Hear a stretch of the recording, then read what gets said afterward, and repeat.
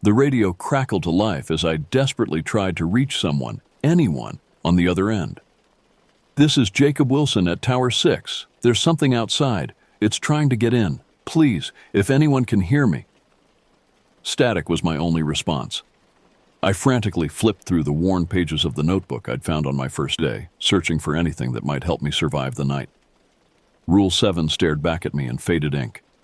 If you hear scratching at the windows after midnight, do not look outside. Turn off all lights and remain silent until dawn. The scratching grew louder. I hadn't always been this terrified. 3 weeks ago, I had arrived at Blackwater National Forest with nothing but optimism and a desire to escape. Now I understood why they couldn't keep fire watchers at Tower 6 for more than a month. Now I knew why nobody talked about what happened here. My name is Jacob Wilson, and this is my story. The drive to Blackwater National Forest had been longer than expected.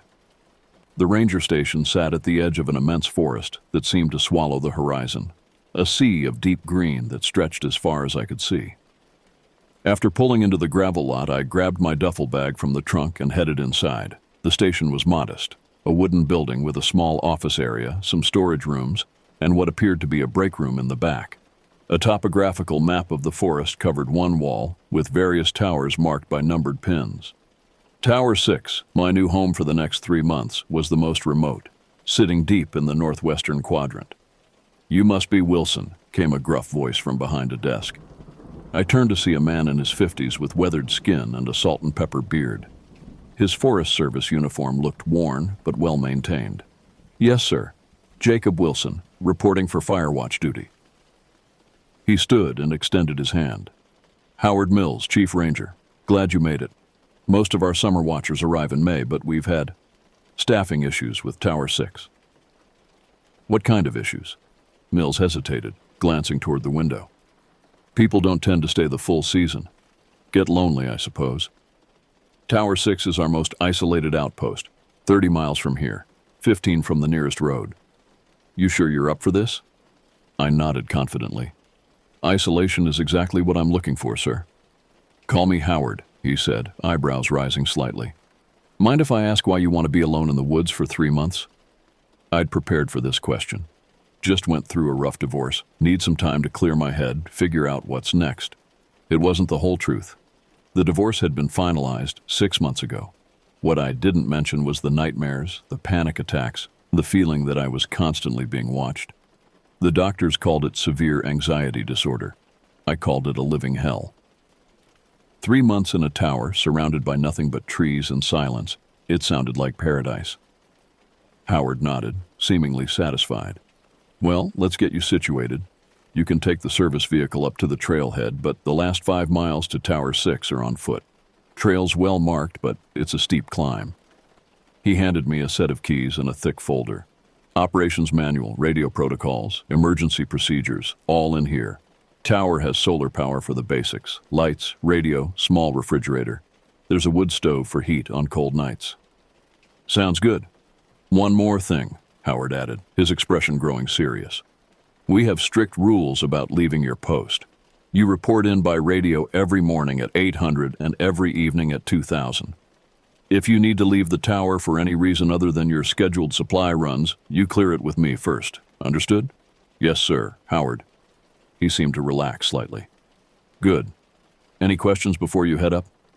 "The previous watchman. Did they give a reason for leaving early?" Howard's face hardened. "Said he wasn't feeling well. Mental health thing, I reckon. Job's not for everyone." He glanced at his watch.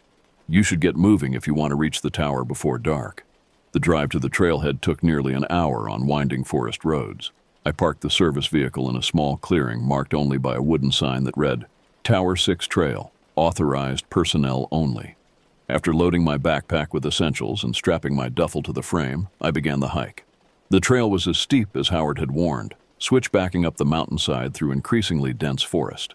The trees here were massive, old-growth pines and firs that blocked much of the sunlight, creating an almost twilight atmosphere despite it being early afternoon. 2 hours into the hike, I noticed something odd. The forest had grown completely silent. No birds calling, no insects buzzing, no wind rustling through the branches, just absolute perfect silence. The hair on the back of my neck stood up, and I quickened my pace. I reached Tower 6 just as the sun was beginning to set. The structure stood in a small clearing at the mountain's peak, a weathered wooden cabin perched atop a 30-foot steel frame. A narrow staircase spiraled around the frame to the cabin entrance. The view was breathtaking. From this height, I could see for miles in every direction, the forest stretching toward distant mountains. No signs of civilization anywhere, just wilderness. I climbed the stairs and unlocked the cabin door. The interior was simple but functional, a small kitchen area with propane stove, a desk with radio equipment, maps covering one wall, a narrow bed in the corner, a small table with 2 chairs, and a potbelly wood stove in the center. Large windows wrapped around the entire structure, providing a 360-degree view of the surrounding forest. After unpacking my supplies, I radioed the ranger station to confirm my arrival. Howard answered immediately. "Tower 6, this is base. You made good time, Wilson. The hike was steep, but not too bad. Everything looks good up here." "Glad to hear it. Remember, check-ins at 08 Sur and 20 Sir. Anything unusual, you report it right away." "Will do. Tower 6 out." I spent the remaining daylight familiarizing myself with the tower. The operations manual detailed my responsibilities. Monitor the forest for smoke or fire, report weather conditions twice daily, maintain the tower and equipment. Simple enough. As darkness fell, I lit the kerosene lamp on the desk and heated a can of soup on the stove. The isolation I'd been craving wrapped around me like a blanket. No cars, no people, no phones. Just me and the mountains. I was searching the cabinets for coffee for the morning when I found it, a worn leather notebook wedged behind some canned goods. The cover was unmarked, the pages yellowed with age. I opened it to find handwritten text, the ink faded but legible. "To whoever finds this, the official tower manual won't tell you what you need to know to survive here. This will. Read it carefully. Follow these rules without exception. Your life depends on it." Below were numbered rules, written in the same careful handwriting. 1. Always maintain radio contact with the ranger station twice daily. If they don't respond for 3 consecutive attempts, do not leave the tower for any reason. 2. Keep the wood stove burning at night, regardless of temperature. What's in these woods fears fire. 3. If you see lights moving through the trees after dark, do not signal to them. They are not from search parties. 4. The tower door must be locked from sunset to sunrise. Place salt across the threshold. 5. If animals gather silently beneath the tower, remain inside until they disperse naturally. Do not attempt to scare them away. 6. You may hear voices calling your name from the forest. Never respond or acknowledge them, especially if they sound like someone you know. 7. If you hear scratching at the windows after midnight, do not look outside. Turn off all lights and remain silent until dawn. 8. Never, under any circumstances, open the door if someone knocks after dark, no matter who they claim to be. 9. If the radio emits static followed by whispers when it's turned off, immediately recite Psalm 23 aloud. 10.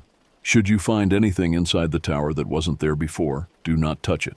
Cover it with cloth and burn sage around it. 11. If the forest goes completely silent during daylight hours, return to the tower immediately and lock the door. 12. Never stay longer than 3 months. By then, they will have noticed you. I stared at the list, a chill running through me despite the warmth of the stove. My first instinct was that this was some kind of joke, previous watchers hazing the new guy. But something about the careful handwriting, the worn edges of the pages, felt too authentic to dismiss. I flipped through the notebook. After the rules came detailed accounts, journal entries from previous tower occupants dating back decades.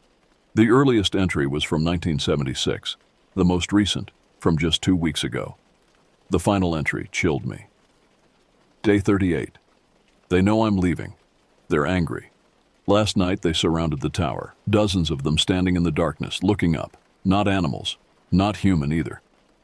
I'm breaking protocol and leaving at first light. God help whoever comes next. I closed the notebook, my hands trembling slightly. A prank. It had to be.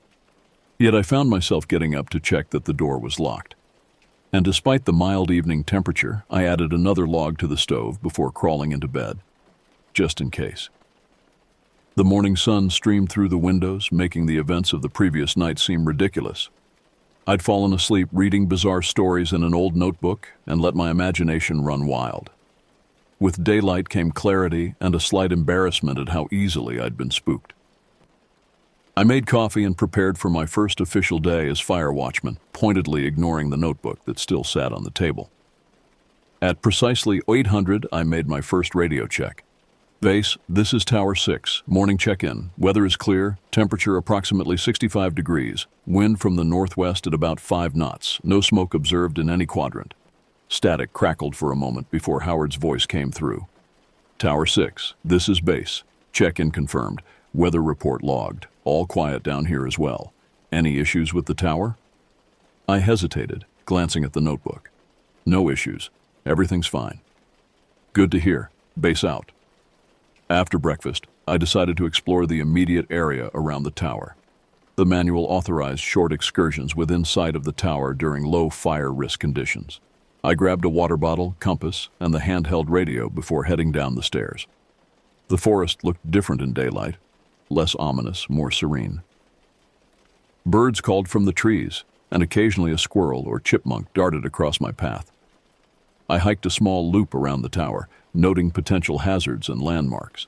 A natural spring bubbled from rocks about a quarter-mile east of the tower, providing fresh water if needed.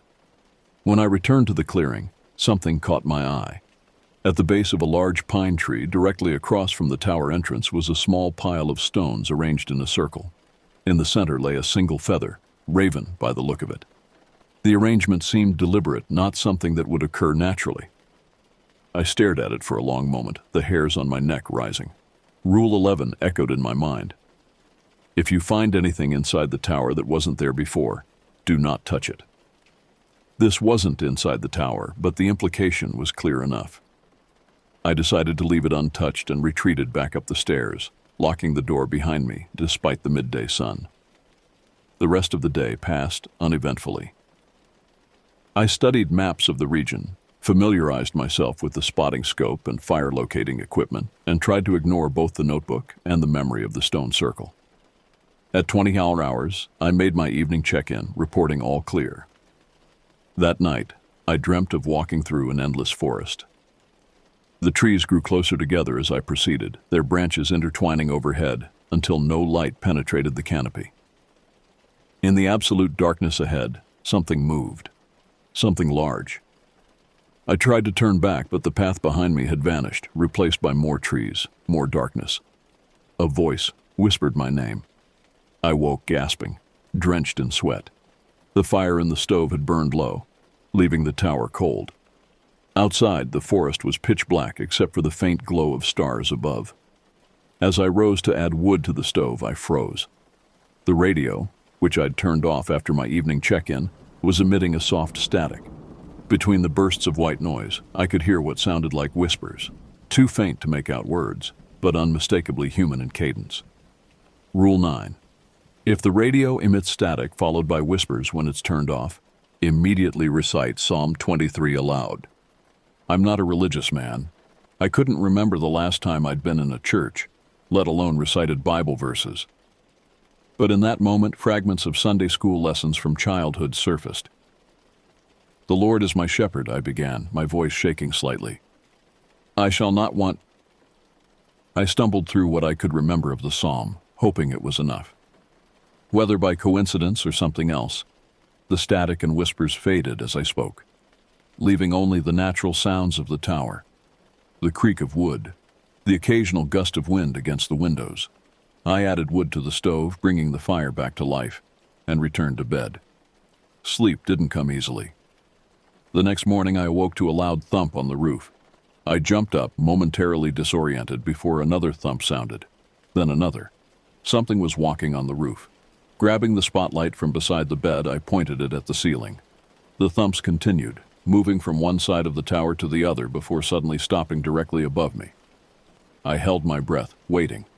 A scraping sound, like claws on wood, dragged across the roof. Then silence. Minutes passed. I kept the spotlight trained upward, my arm beginning to ache from the position.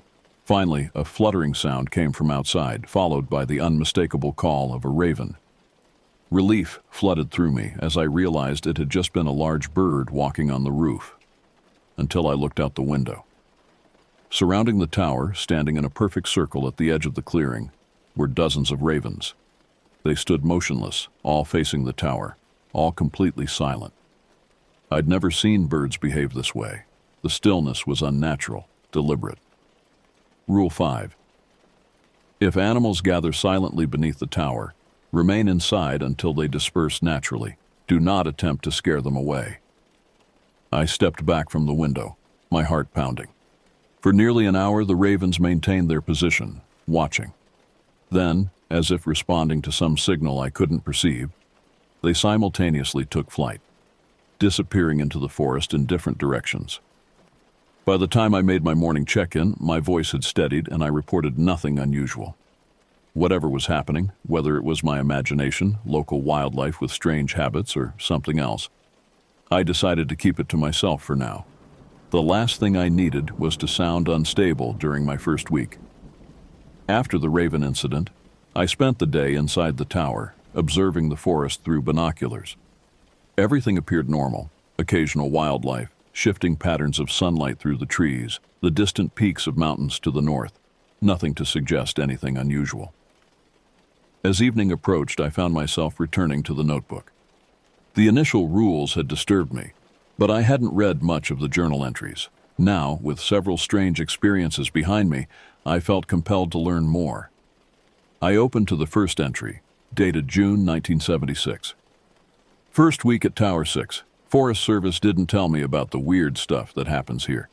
Found this notebook hidden in the mattress. Previous guy must have left it. Thought it was a joke until last night. Saw lights moving through the trees like lanterns, but too high up to be carried by someone walking. They circled the tower 3 times, then vanished. Following the rules from now on. The entries continued, some detailed, others brief. Different handwriting appeared throughout, indicating multiple authors over the years. Some reported nothing unusual during their stay. Others described experiences that made my encounters with ravens seem trivial by comparison. July 1982. Something tried to open the door last night. When I asked who was there, it answered with my mother's voice. She's been dead for 12 years. August 1995. The forest went silent today, complete silence for 6 hours. When the sounds returned, everything was in reverse. Birds singing backwards, wind sounding like it was being inhaled rather than exhaled. Found strange symbols carved into the tower stairs when I went down for water. May 2008. They're getting bolder. One stood at the edge of the clearing today in broad daylight. Humanoid, but wrong. Proportions all stretched, skin like bark. It pointed at me, then slowly sank into the ground, requesting transfer tomorrow. As darkness fell, I closed the notebook, unsure what to believe.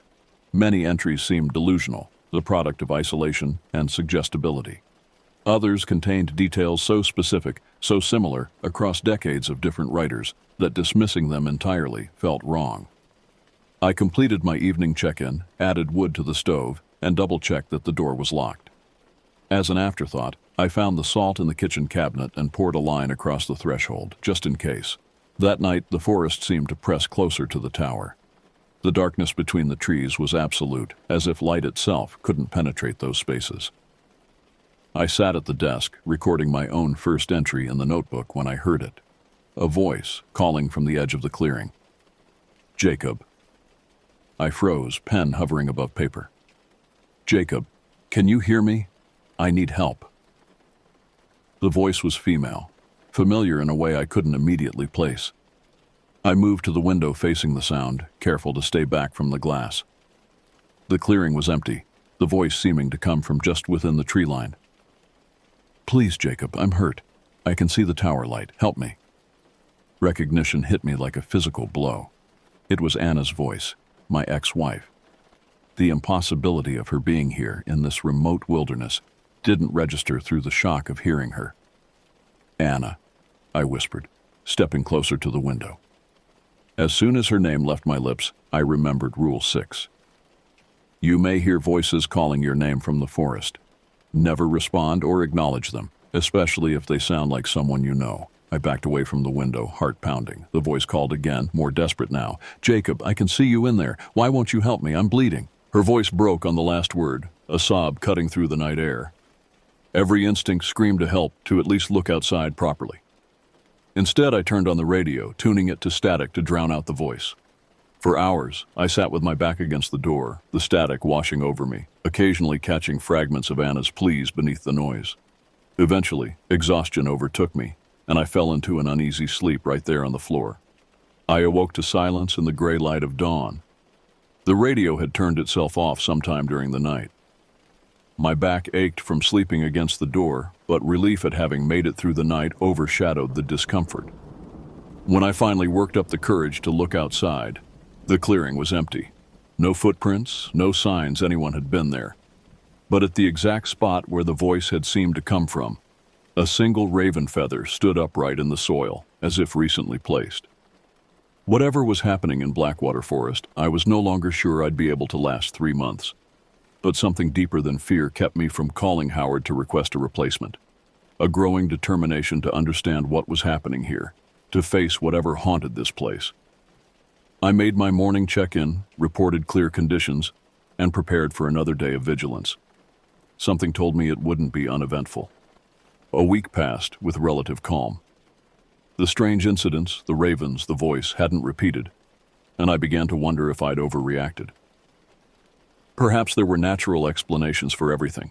Ravens exhibiting territorial behavior, voice hallucinations brought on by isolation and stress. Even the stone circle could have been arranged by a previous watchman or a hiker who'd ventured off trail. I maintained my routine, checking in twice daily, scanning the forest for smoke, taking weather readings. The rhythm of the work was soothing, and I found myself settling into the solitude. At night, I still followed the rules from the notebook, keeping the fire burning, locking the door, refreshing the salt line, but more out of habit than genuine concern. On the 8th day, Howard radioed outside of our scheduled check-ins. Tower 6, this is base. Do you copy? I grabbed the handset. Base, this is Tower 6. I copy. Wilson, we've got a supply run heading your way tomorrow. Ranger Peters will bring up your monthly provisions. Expect him around midday. Copy that. I'll be here. He'll also bring your mail if you've got any. Everything still okay up there? I hesitated. All clear. No problems. Good to hear. Base out. The prospect of human contact after a week of isolation was both welcome and strangely anxiety-inducing. I spent the morning of Peter's visit tidying the tower and preparing coffee for my guest. At precisely noon, I spotted a figure emerging from the tree line into the clearing. Ranger Peters was younger than I expected, probably early 30s, with a trim build and the practiced stride of someone comfortable in the wilderness. He carried a large backpack that I assumed contained my supplies. I headed down the stairs to meet him. As we shook hands, I noticed his eyes scanning the clearing, lingering on the base of the tower. Jacob Wilson, I said. Thanks for bringing the supplies. He nodded. Drew Peters. Not a problem. Part of the job. His attention returned to me. How's your first week been? Quiet, peaceful, exactly what I was looking for. Good, good. He glanced toward the forest again. Mind if we get these supplies up to the tower? Don't like lingering in the open here. I helped him carry the supplies up the stairs. Once inside, Peters visibly relaxed, setting his pack on the floor and accepting the coffee I offered. Any messages from the outside world? I asked, half joking. He pulled a small bundle of mail from his pocket. Just these. Magazine subscription looks like, and a couple of official Forest Service notices. He paused. And Howard wanted me to check how you're really doing. Said you sounded tense on the radio. I laughed, though it sounded forced even to my ears. Just getting used to the isolation. Nothing to worry about. Peters nodded slowly, his eyes moving around the tower interior, eventually landing on the notebook sitting open on the table. Before I could react, he walked over and picked it up.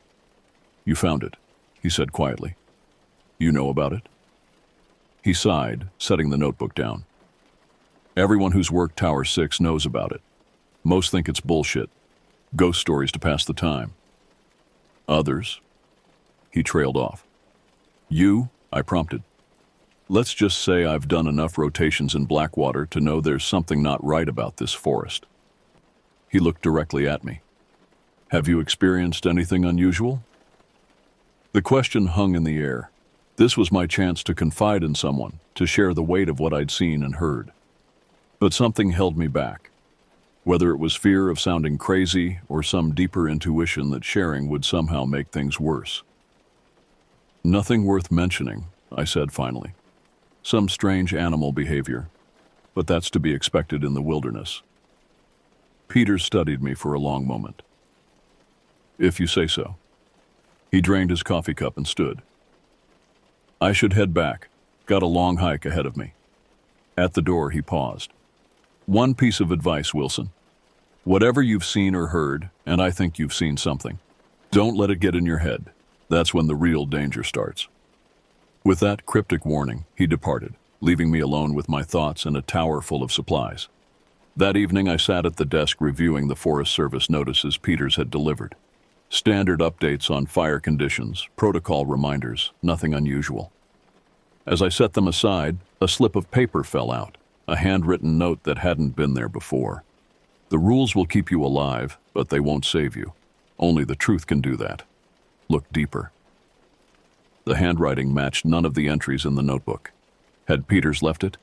Or had it been slipped in by someone else before the mail reached me? Outside, the sun was setting, painting the forest in deep reds and purples. As darkness crept through the trees, I found myself staring at the notebook again. Look deeper, the note had said. But deeper into what? I flipped through the journal entries, this time looking not just at individual accounts, but at patterns across them. Certain dates appeared repeatedly across different years. Incidents clustering around specific days of the year, the summer solstice, the equinoxes, and most frequently August 17th, just 3 days from now. What made August 17th significant? No entry explicitly explained, but the experiences recorded on that date were consistently more intense, more threatening than others. As night fully descended, I continued my research, so engrossed that I almost missed my evening check-in. I radioed in hastily, reporting all clear, then returned to the notebook. Hours later, exhaustion finally overtook me. I added wood to the stove, checked the salt line, and collapsed into bed, the notebook clutched to my chest. My last conscious thought was a question. What happens on August 17th? The sound of scratching woke me from a dreamless sleep. Faint at first, then more insistent, a deliberate, rhythmic scraping against the window directly above my bed.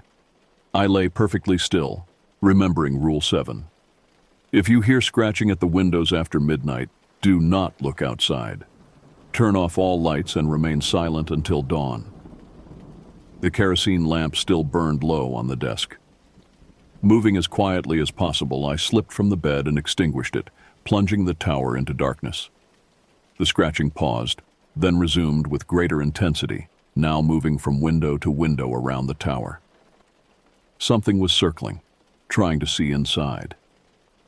I crouched in the center of the room, controlling my breathing, listening as the scratching completed one circuit of the tower, then began another.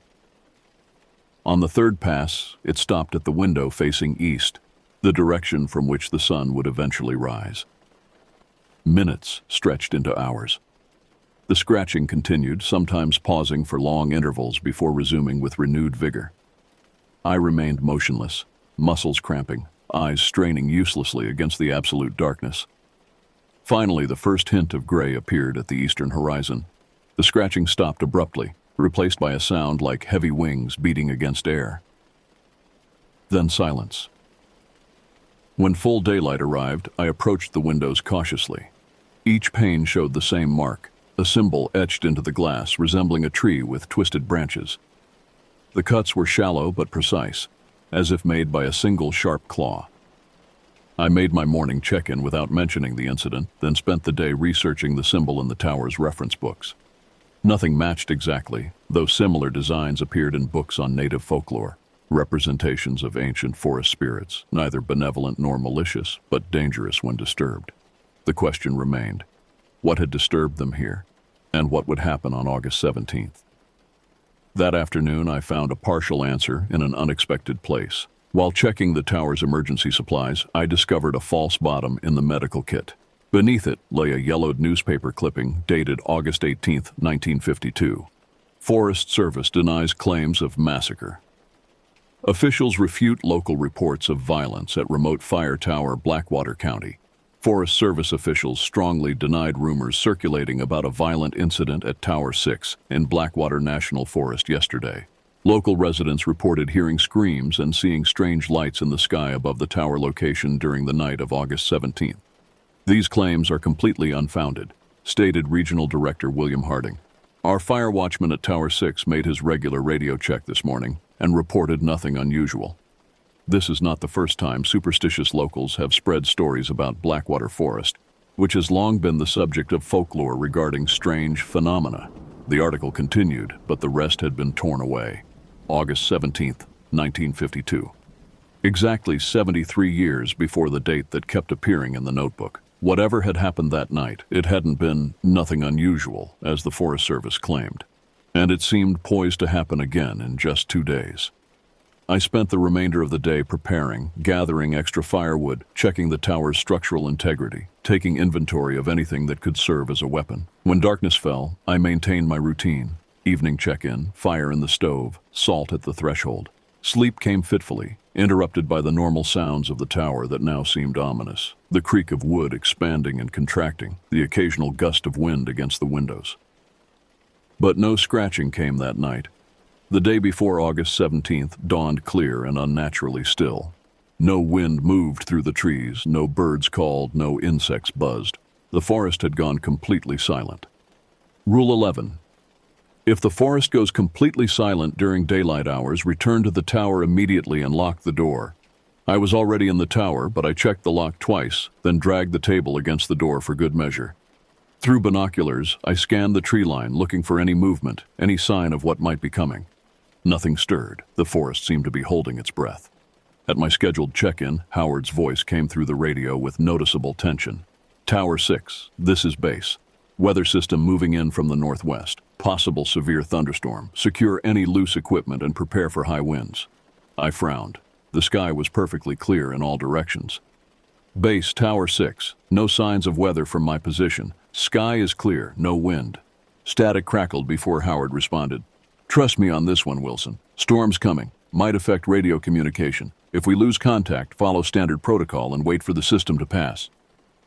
Copy that. Tower 6 out. The exchange left me uneasy. Was Howard trying to prepare me for something, or providing cover for what might happen tomorrow? Either way, the warning was clear. I would be on my own. As the sun began to set on August 16th, I made a decision. Whatever came tomorrow, I would face it with as much knowledge as possible. I opened the notebook to the first page and began to read every entry in sequence, looking for anything that might help me survive the coming night. Hours passed as I absorbed account after account. A pattern emerged, not just in the timing of incidents, but in their progression. What began as unsettling phenomena escalated to direct threats when watchers acknowledged or interacted with the forest entities. Those who survived had followed the rules religiously, never engaging, never responding, no matter how tempting or terrifying the provocations. But there was something else. Something hinted at in multiple entries but never directly stated. A secret about Tower 6 itself, about why it had been built in this specific location. The most recent entry from just weeks ago came closest to revealing it. They're not trying to get in. They're trying to get back in. The tower stands on their sacred ground, their gateway. Every 73 years, the barrier thins enough for them to reclaim it, unless a guardian holds the space. That's what we are.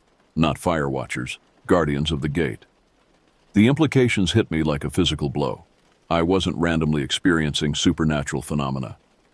I had been placed here deliberately, another in a long line of unwitting sentinels. As this realization settled over me, the radio crackled to life, not with Howard's voice or even static, but with a sound that froze my blood. My own voice, repeating the words I had just read aloud from the notebook. They had been listening all along. The radio fell silent, and in that moment, I knew with absolute certainty that I would not be alone on August 17th. I awoke on August 17th without remembering falling asleep. The notebook lay open on my chest, and sunlight streamed through the windows, highlighting the symbols etched into the glass. Outside, the forest remained unnaturally silent.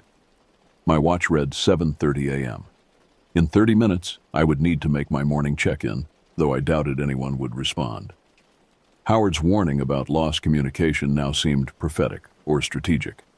I rose stiffly, muscles aching from tension, and moved to the radio. At precisely 8 ARD, I made the call. "Base, this is Tower 6. Morning check-in." Nothing but static answered. I tried twice more before giving up. As expected, I was on my own. The day stretched before me, hours to fill before whatever was coming arrived. I checked and rechecked my preparations, the barricaded door, the extra firewood stacked neatly by the stove, the makeshift weapons, an axe for splitting wood, a heavy flashlight, a knife from the kitchen, arranged within easy reach. At noon, I forced myself to eat, though my stomach rebelled against food. As I chewed mechanically on beef jerky, movement at the edge of the clearing caught my eye. I grabbed the binoculars and focused on the spot. Nothing was there, yet the sensation of being watched intensified.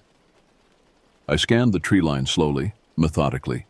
The forest remained still, but something had changed. The quality of the stillness felt different, not the absence of movement, but the deliberate restraint of it, like a predator poised to strike. Hours crawled by. I paced the tower, checked the radio periodically, always static, and watched the sun begin its descent toward the horizon. By 6 p.m., shadows had lengthened across the clearing, the trees casting dark fingers that reached toward the tower. At 7:30 p.m., I made one final attempt at radio contact. When only static answered, I turned it off completely and focused on final preparations. I stoked the fire in the stove until it roared, casting a warm glow throughout the tower. I checked the salt line at the door, reinforcing it with the remainder of the container. I positioned myself at the desk with the axe within reach, the notebook open beside me. As the last light faded from the sky, I began writing my own entry, documenting everything that had happened since my arrival. If I didn't survive the night, at least the next watchman would have more information than I'd had. The first sign came at 9:17 p.m. precisely, a low, vibrating hum that seemed to emanate from the ground beneath the tower. The structure trembled slightly, windows rattling in their frames. The hum grew steadily in intensity until it filled the air, pressing against my eardrums painfully. Then, as suddenly as it began, it stopped. The silence that followed felt heavier, more oppressive than before. At 10:34 p.m., the second sign appeared. Lights, dozens of them, emerged from the forest at different points around the clearing. They hovered at roughly head height, glowing with a pale blue luminescence. Unlike the random movements of fireflies, these lights moved with purpose, forming a perfect circle around the tower. I watched, transfixed, as they began to rotate clockwise, slowly at first, then with increasing speed until they blurred into a continuous ring of light. Within this ring, the darkness seemed to deepen, as if the light was somehow intensifying the shadows rather than dispelling them. At 11:59 p.m., the final phase began. The circle of lights stopped abruptly, each light fixing in place. From within the forest, shapes emerged, tall, slender figures that moved with an unnatural fluidity. They stepped to the edge of the clearing but went no further, standing between the trees like sentinels. I counted 12 figures in total, each positioned equidistant from the others. Though humanoid in basic form, their proportions were wrong. Limbs too long, torsos too narrow, heads slightly too large. In the dim light, details were mercifully obscured, but what I could see wasn't human. Their skin appeared textured like bark, and where faces should have been, only darkness was visible. For what felt like hours, they stood motionless, watching. I remained at the desk, equally still, heart pounding so loudly I was certain they could hear it. The notebook entries had been clear on one point. Whatever happened, whatever I saw or heard, I must not engage. At precisely midnight, all 12 figures took one synchronized step forward, now fully within the clearing. The lights between them pulsed brighter in response. Another step, then another, moving with deliberate slowness toward the tower. When they reached the halfway point between forest and tower, They stopped again. One figure, taller than the rest, raised what might have been an arm, pointing directly at me.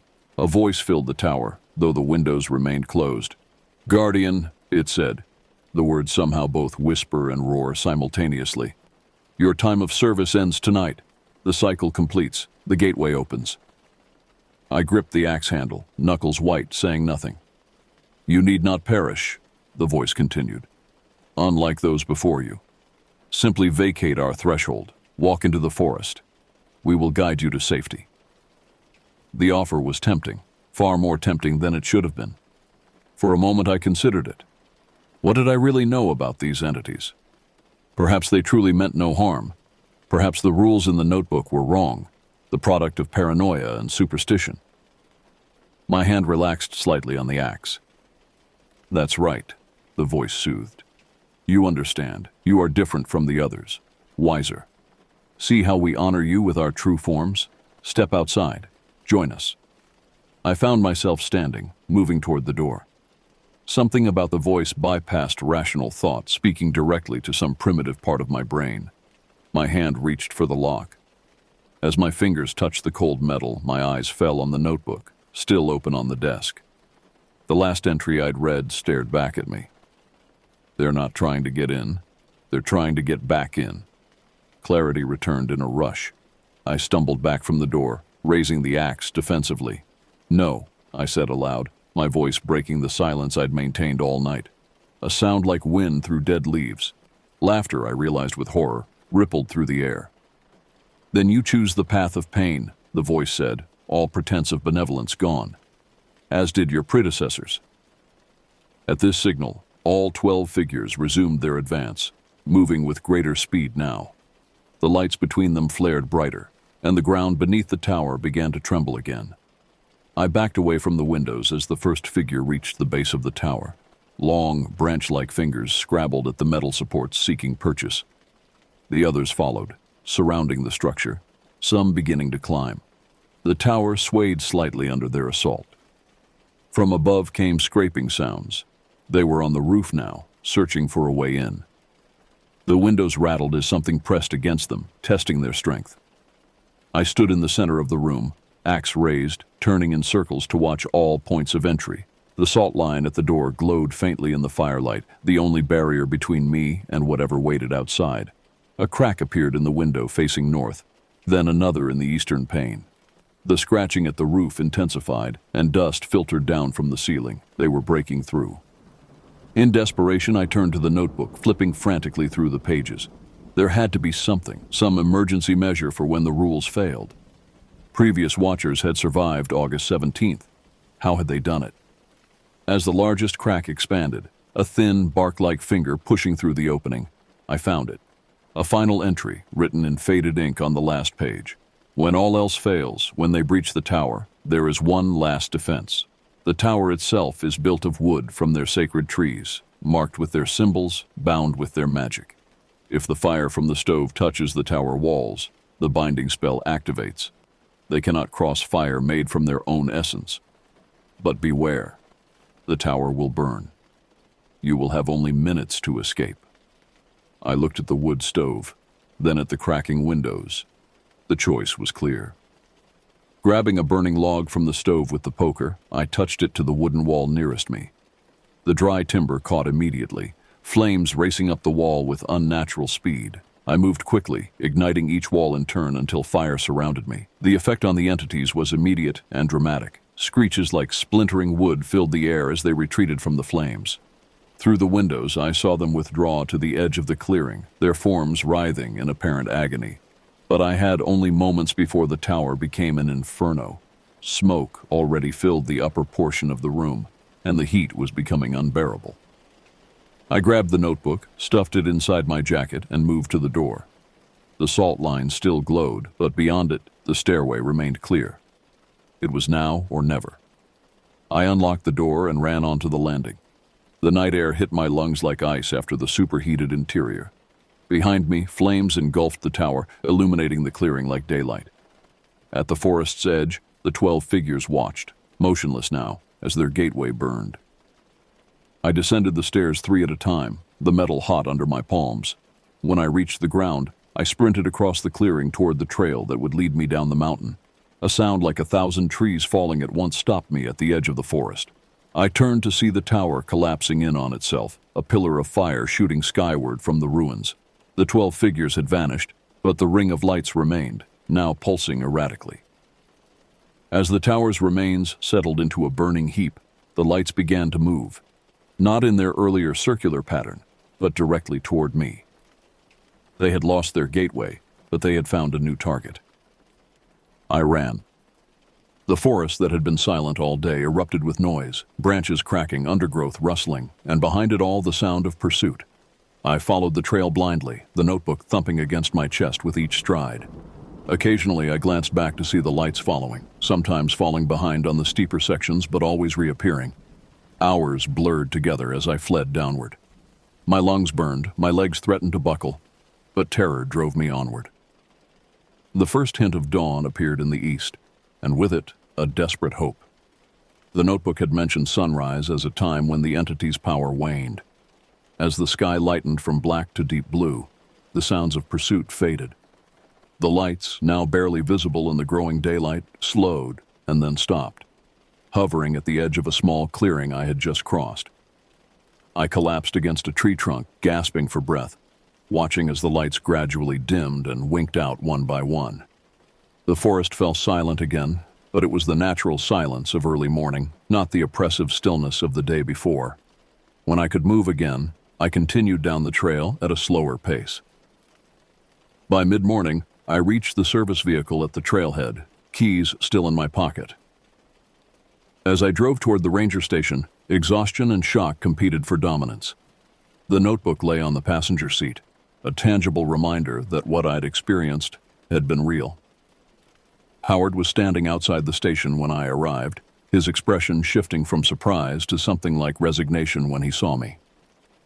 "Tower 6 is gone," I said without preamble as I stepped from the vehicle. He nodded slowly. "I know, we saw the smoke from here." His eyes moved to the notebook in my hand. "You found it." "You knew," I said, anger suddenly cutting through my fatigue. "You knew what was up there, what would happen. You sent me anyway." Howard sighed heavily, suddenly looking much older. "Come inside, Wilson. There's coffee, and you deserve an explanation." The station was empty except for us. Howard poured 2 cups of coffee and gestured for me to sit. "Every 73 years, he began, the barrier between worlds thins at Tower 6. The location was sacred to the original inhabitants of this forest, not Native Americans, something much older. The Forest Service discovered this in the early 1900s when they tried to build the first tower there. It didn't end well. "So they built another one," I said, "and another after that." Howard nodded. "They learned that maintaining an occupied structure on that spot prevented whatever's on the other side from coming through completely. The tower acts as a cork in a bottle, in a sense. And the Watcher, well, the Watcher is the guarantee. Human presence strengthens the barrier. Why not just tell people? Warn them about what they're signing up for?" He laughed humorlessly. "Would you have believed me? Would anyone? By the way, you'll be guarding an interdimensional gateway from ancient forest entities. We'd never find Watchers." "People have died up there," I said, remembering the newspaper clipping. "Yes," Howard admitted. "Not many. Most follow the rules in the notebook and survive. The entities can't easily harm someone who doesn't engage with them, some kind of supernatural law of invitation. But August 17th every 73 years is different. The barrier is at its weakest then. And now the tower is gone." Howard's face grew grim. "Yes, that's unprecedented. We'll need to rebuild quickly. The foundation is what matters most. It's built on specific alignment points. The structure itself is secondary." "And in the meantime?" I asked. "What's stopping them from coming through now?" "The binding spell activated when the tower burned," he said. "It buys us time, weeks, maybe months, but not indefinitely." He looked at me directly. "You did what you had to do, Wilson. You survived. That's more than some can say." I placed the notebook on the table between us. "I'm done. Whatever happens next, I won't be part of it." Howard nodded, making no move to stop me as I stood. "The Forest Service will compensate you for the full term of your contract. And Wilson? What happened up there? It stays between us. Official report will cite lightning strike as the cause of the fire." I laughed bitterly. Who would believe the truth anyway? Outside, I stood for a moment looking north toward the mountain where Tower 6 had stood. In daylight, with the ranger station around me and the sound of a passing car on the distant road, the events of the night seemed almost dreamlike. But the notebook had been real. The fire had been real. And whatever waited on the other side of that weakened barrier was still there, patient and ancient, biding its time until the gateway opened again. I turned away from the forest and began walking toward town, toward civilization and light and noise. Let Howard and the Forest Service worry about rebuilding their tower, finding their next unwitting guardian. I had survived my watch, and that was enough. Or so I thought. 3 days later, as I prepared to leave Blackwater County for good, I woke in my motel room to find a circle of small stones on the floor beside my bed. In the center lay a single raven feather, and I knew with cold certainty that my time as guardian wasn't over. It had only just begun. The motel room felt suddenly claustrophobic, the walls pressing inward as I stared at the circle of stones. I recognized it immediately, identical to the arrangement I'd found outside Tower 6 on my first day. The message was clear. Whatever dwelled in Blackwater Forest had followed me. With shaking hands, I gathered the stones and feather, wrapping them in a washcloth before stuffing them deep in the trash can. Part of me knew disposing of them wouldn't matter, but I couldn't bear to look at them any longer. I needed to leave, immediately. My bag was already packed. Checkout wasn't until noon, but waiting even those few hours felt dangerous. I grabbed my keys and hurried to the parking lot, throwing my bag into the trunk of my car. As I slid into the driver's seat, movement in the rearview mirror caught my eye. I adjusted the angle and froze. Standing at the edge of the parking lot, partially concealed by an overgrown hedge, was a figure too tall and too thin to be human. It remained motionless, watching. I started the engine with fumbling fingers and peeled out of the lot, tires squealing on the asphalt. In the mirror, I saw the figure step forward into full sunlight, something they had never done in the forest. Its bark-like skin glistened wetly, and though I couldn't make out a face, I felt its gaze following me as I drove away. The 2-lane highway stretched before me, cutting through miles of dense forest before reaching the interstate that would take me out of Blackwater County. I pressed the accelerator, pushing my old sedan well beyond the speed limit. The trees on either side of the road blurred into a solid wall of green. 20 minutes into my escape, the radio turned on by itself, cycling through stations before settling on static. Through the white noise came whispers, the same I'd heard in the tower. I punched the power button, but the static continued. "Leave me alone," I shouted, striking the dashboard with my palm. The static cleared momentarily, replaced by a single clear sentence in the voice from the clearing. "The gateway moves with its guardian." Then back to static, then silence, as the radio finally died. The implications hit me like a physical blow. I wasn't just being followed. I had become the new focal point for whatever was trying to break through. Somehow, by surviving August 17th, by taking the notebook, I had assumed the role of guardian more completely than I'd understood. My hands tightened on the steering wheel as I rounded a sharp curve. The forest pressed close to the road here, branches nearly touching the pavement. Through the trees to my right, something large moved parallel to the car, keeping pace effortlessly. Then it stepped onto the road directly in my path. I had only a split-second glimpse. A towering figure with limbs like gnarled branches, its body rippling as if composed of thousands of insects moving in concert, before I swerved sharply to avoid it. The car skidded across the center line, tires losing traction on loose gravel. I fought the steering wheel as the vehicle spun, finally coming to rest half in a ditch on the opposite side of the road. Miraculously, the car was undamaged, save for a flat tire on the passenger side. I sat motionless, gripping the wheel, scanning the road in all directions. Nothing moved. No sign of the figure I'd swerved to avoid. With no choice but to change the tire, I popped the trunk and retrieved the spare, constantly looking over my shoulder as I worked. The forest remained still, but the sensation of being watched intensified with each passing minute. Back on the road, I drove more cautiously, jumping at every shadow that crossed my path. When I finally reached the interstate on-ramp, relief flooded through me. Surely whatever was following me would be constrained to the wilderness, unable to pursue on a busy highway. I was wrong. For the next 100 miles, I caught glimpses of them in the landscape beside the highway, standing motionless in distant fields, watching from the tree line where forest bordered the road, always just at the edge of perception. Other drivers seemed oblivious to their presence. By nightfall, I had crossed the state line, putting hundreds of miles between myself and Blackwater Forest. I pulled into a truck stop to refuel and gather my thoughts. The fluorescent lights of the gas station, the mundane sight of truckers filling their tanks and travelers stretching their legs. It all seemed surreally normal after what I'd experienced. Inside the convenience store, I bought coffee and a sandwich, then asked the clerk if there was a motel nearby. "About 5 miles up the road," she said, pointing north. "Can't miss it. Only place to stay until you hit Riverdale." I thanked her and turned to leave, then stopped. At the window, looking directly at me, stood a raven, larger than any I'd seen before, its feathers gleaming like oil in the fluorescent light. It tapped the glass with its beak 3 times deliberately before spreading its wings and vanishing into the darkness.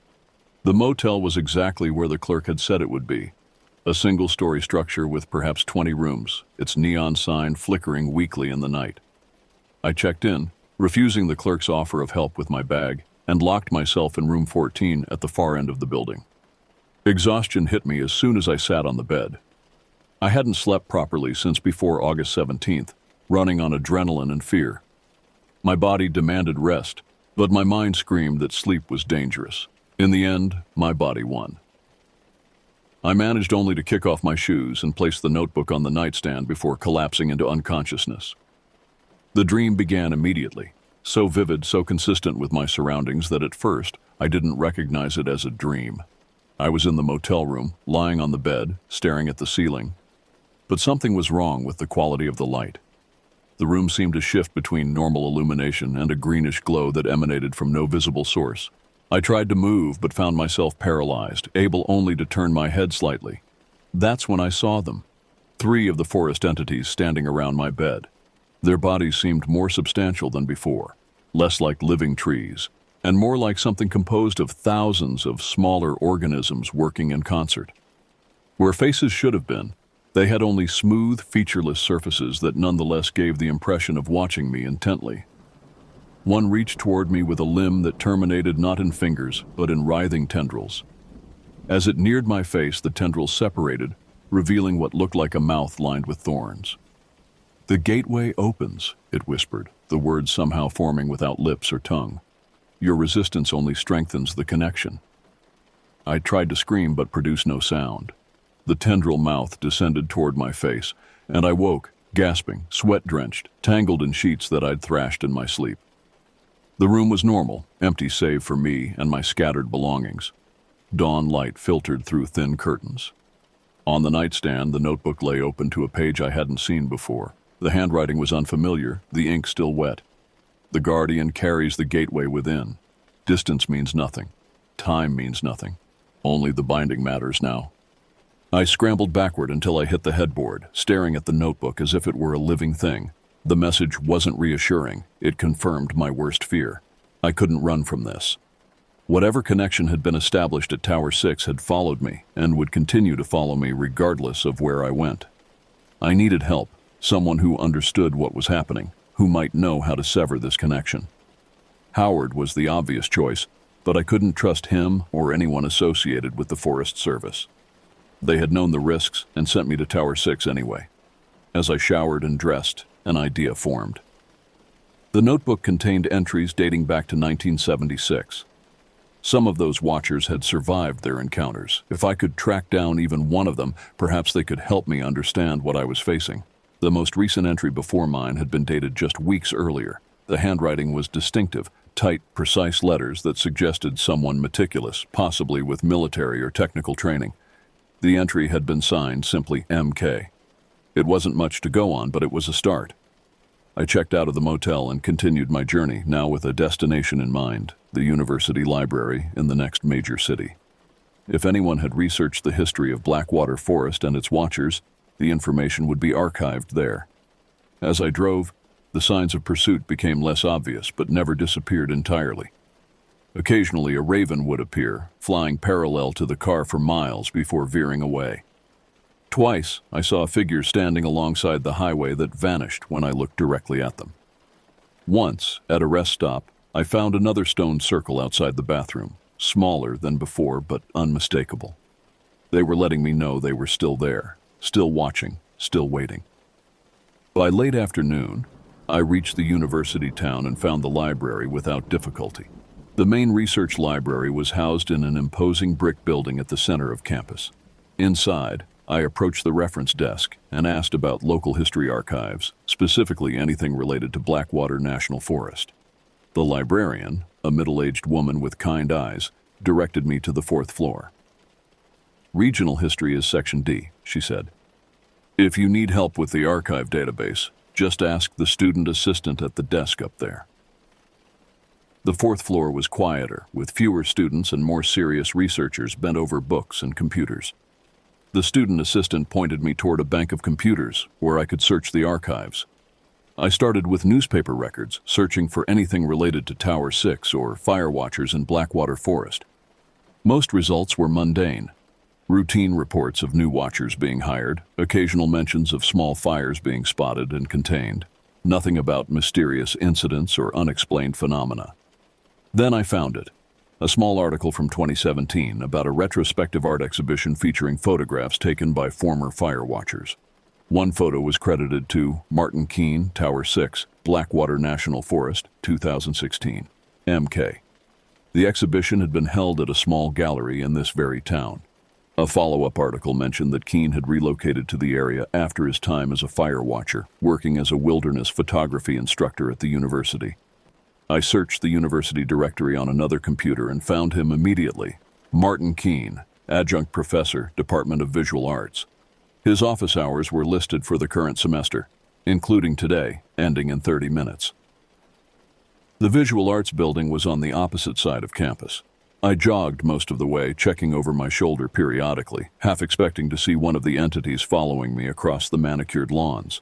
The grounds remained normal, filled with students lounging in the late afternoon sun, completely unaware of the horror that stalked me. Professor Keene's office was on the 3rd floor, at the end of a long hallway lined with student artwork. The door was ajar, soft classical music drifting from within. I knocked tentatively. "Come in," called a deep voice.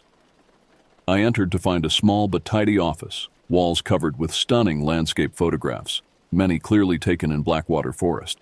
Behind the desk sat a man in his early 40s, with short gray hair and intense blue eyes.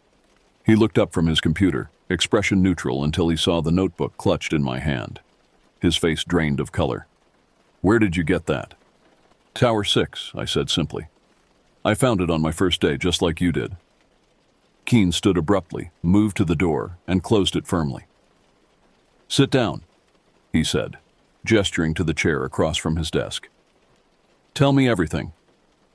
For the next 20 minutes I recounted my experiences, from finding the notebook to the tower burning to being followed across state lines.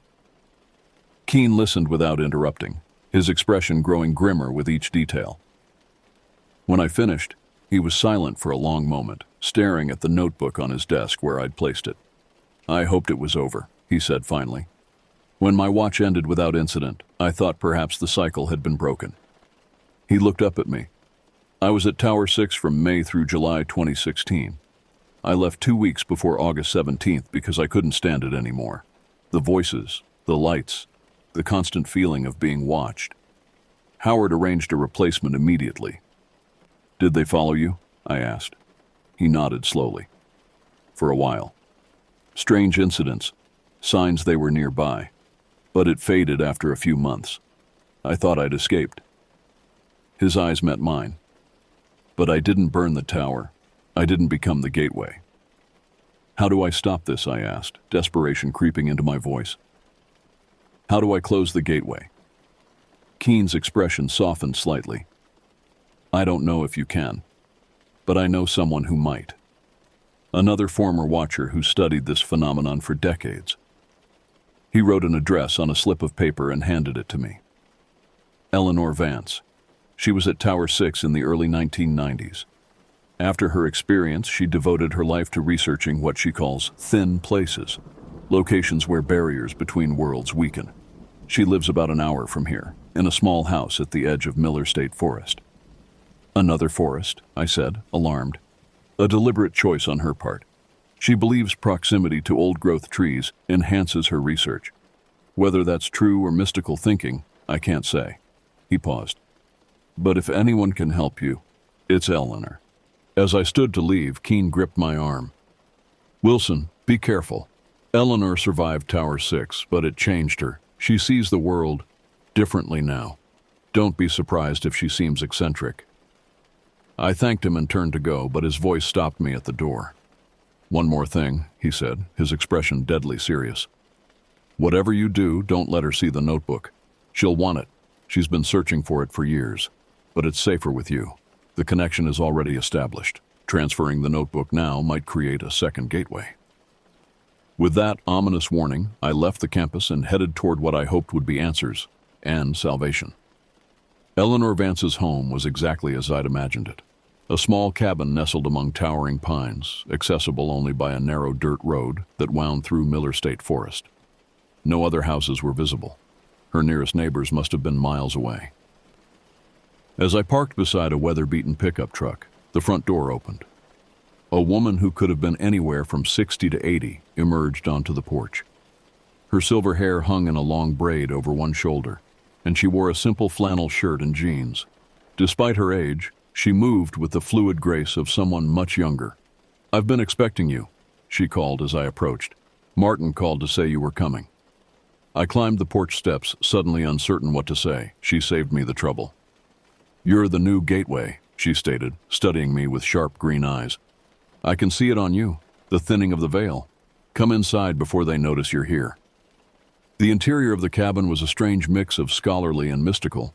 Bookshelves lined every wall, filled with academic texts on folklore, anthropology, and physics, alongside grimoires and occult references. A large table in the center of the main room was covered with maps, the largest showing Blackwater Forest with locations marked in red ink. In one corner stood scientific equipment, computers, what looked like atmospheric measuring devices, and cameras. Sit, Eleanor said, gesturing to an armchair near a stone fireplace. Tea? I nodded, and she busied herself in the small kitchen alcove. When she returned with 2 steaming mugs, her expression had grown serious. Martin told me what happened, she said, settling into the chair opposite mine. The tower burning is unprecedented, the gateway transferring to a person. She shook her head. Troubling, but not entirely surprising. The entities have been trying to adapt for decades. What exactly are they? I asked. And what do they want? Eleanor sipped her tea thoughtfully. They are custodians of a sort, the original inhabitants of this continent long before humans arrived. Not spirits, not gods, but something in between. They existed in symbiosis with the ancient forests, maintaining boundaries between worlds. What boundaries?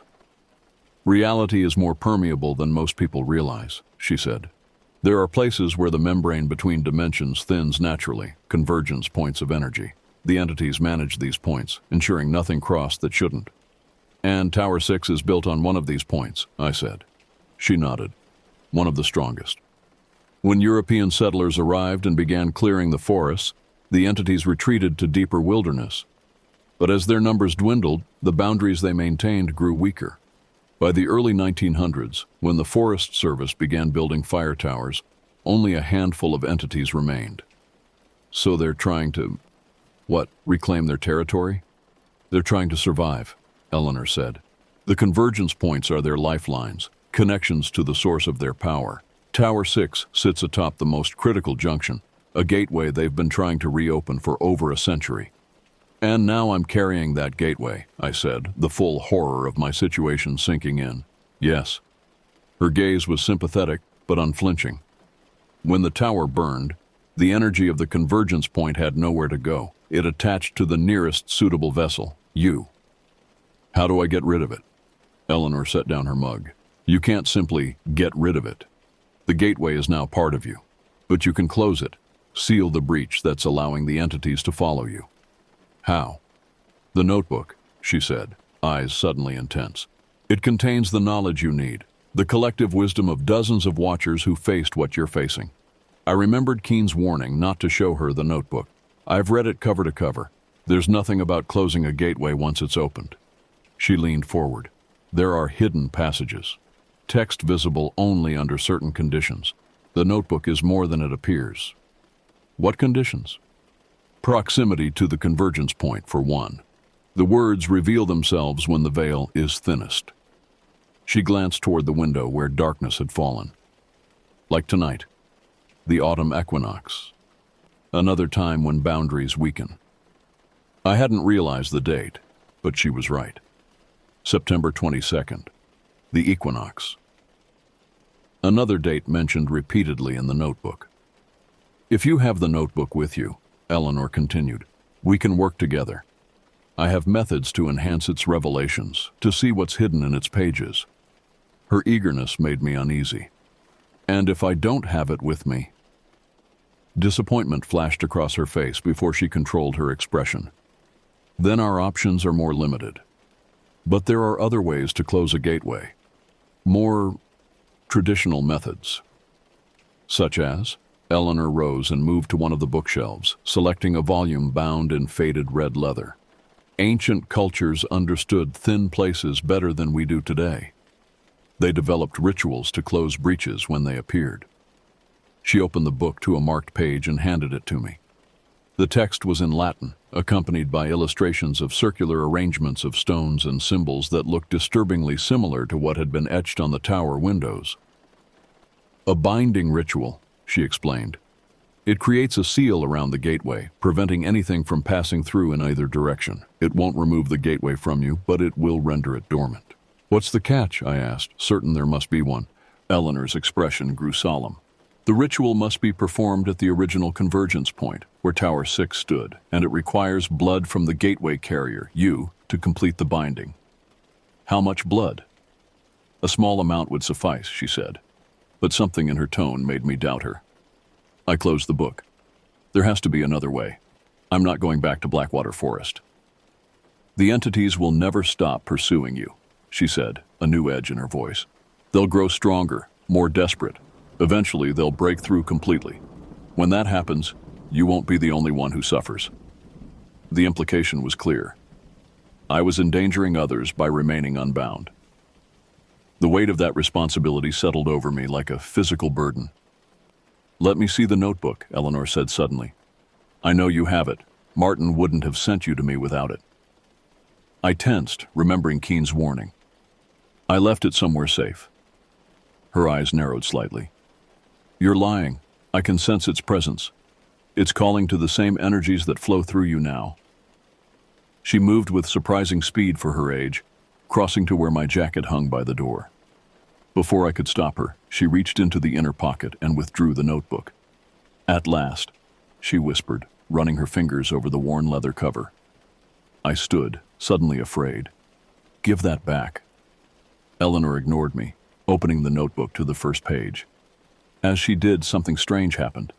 The ink on the page seemed to shift, revealing new text that glowed faintly in the dim light of the cabin. You see, she said, triumphant. The hidden passages reveal themselves to those who know how to look. I stepped toward her, but she backed away, continuing to turn pages. Her expression changed as she read, becoming more intent, more hungry. This is extraordinary, she murmured. The complete ritual, the true names of the entities, the map of all convergence points in North America. She looked up at me, eyes bright with a fervor that bordered on madness. Do you understand what this means? With this knowledge, I could not just close the gateways. I could open them, control them. Alarm bells rang in my mind. That's not why I came here.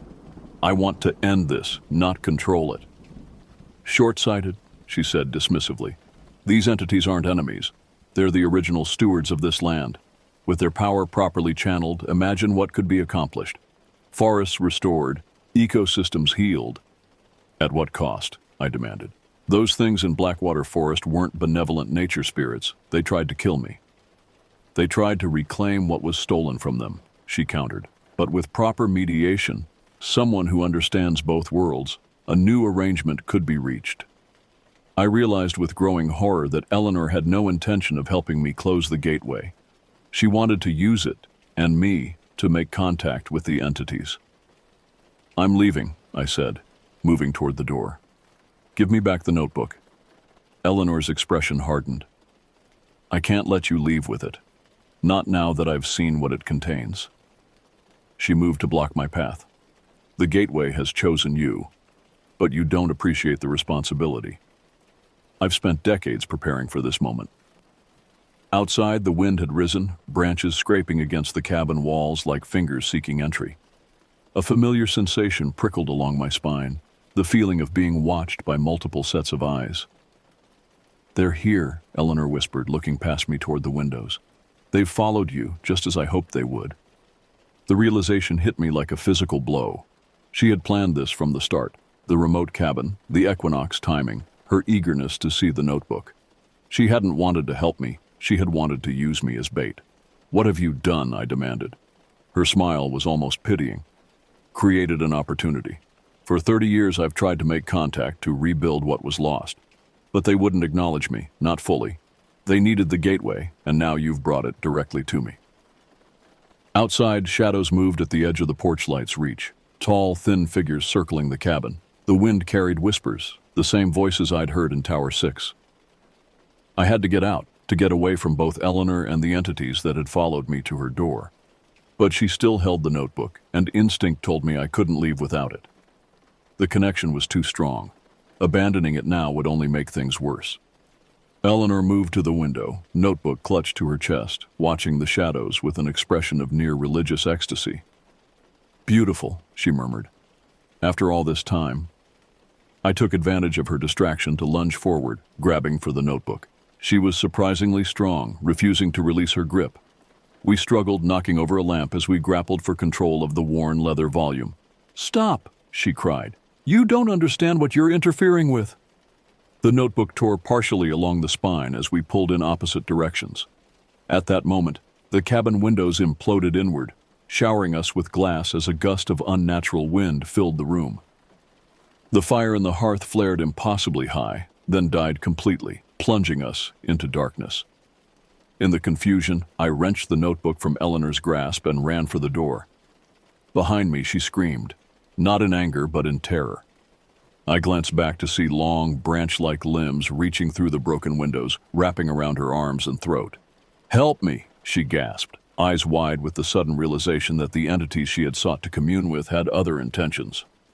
For a heartbeat, I hesitated, my instinct to help warring with my need to escape. Then the limbs pulled her toward the window, her body bending at an impossible angle, and I knew it was too late. I ran into the night, the partially torn notebook clutched against my chest. Behind me, Eleanor's screams cut off abruptly, replaced by sounds I tried desperately not to interpret: splintering wood, tearing fabric, a wet thumping that could have been a body hitting the forest floor. My car stood where I'd left it, keys still in my pocket. I fumbled them into the ignition with shaking hands and sped down the dirt road, headlights illuminating twisted tree trunks that seemed to bend toward the car as I passed. In the rearview mirror, the cabin glowed with an eerie green light. Silhouetted against it were the tall figures of the entities, motionless now, watching me flee.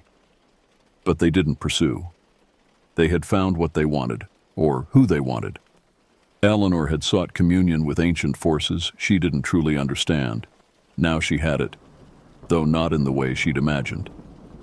I drove through the night, putting as much distance as possible between myself and Miller State Forest.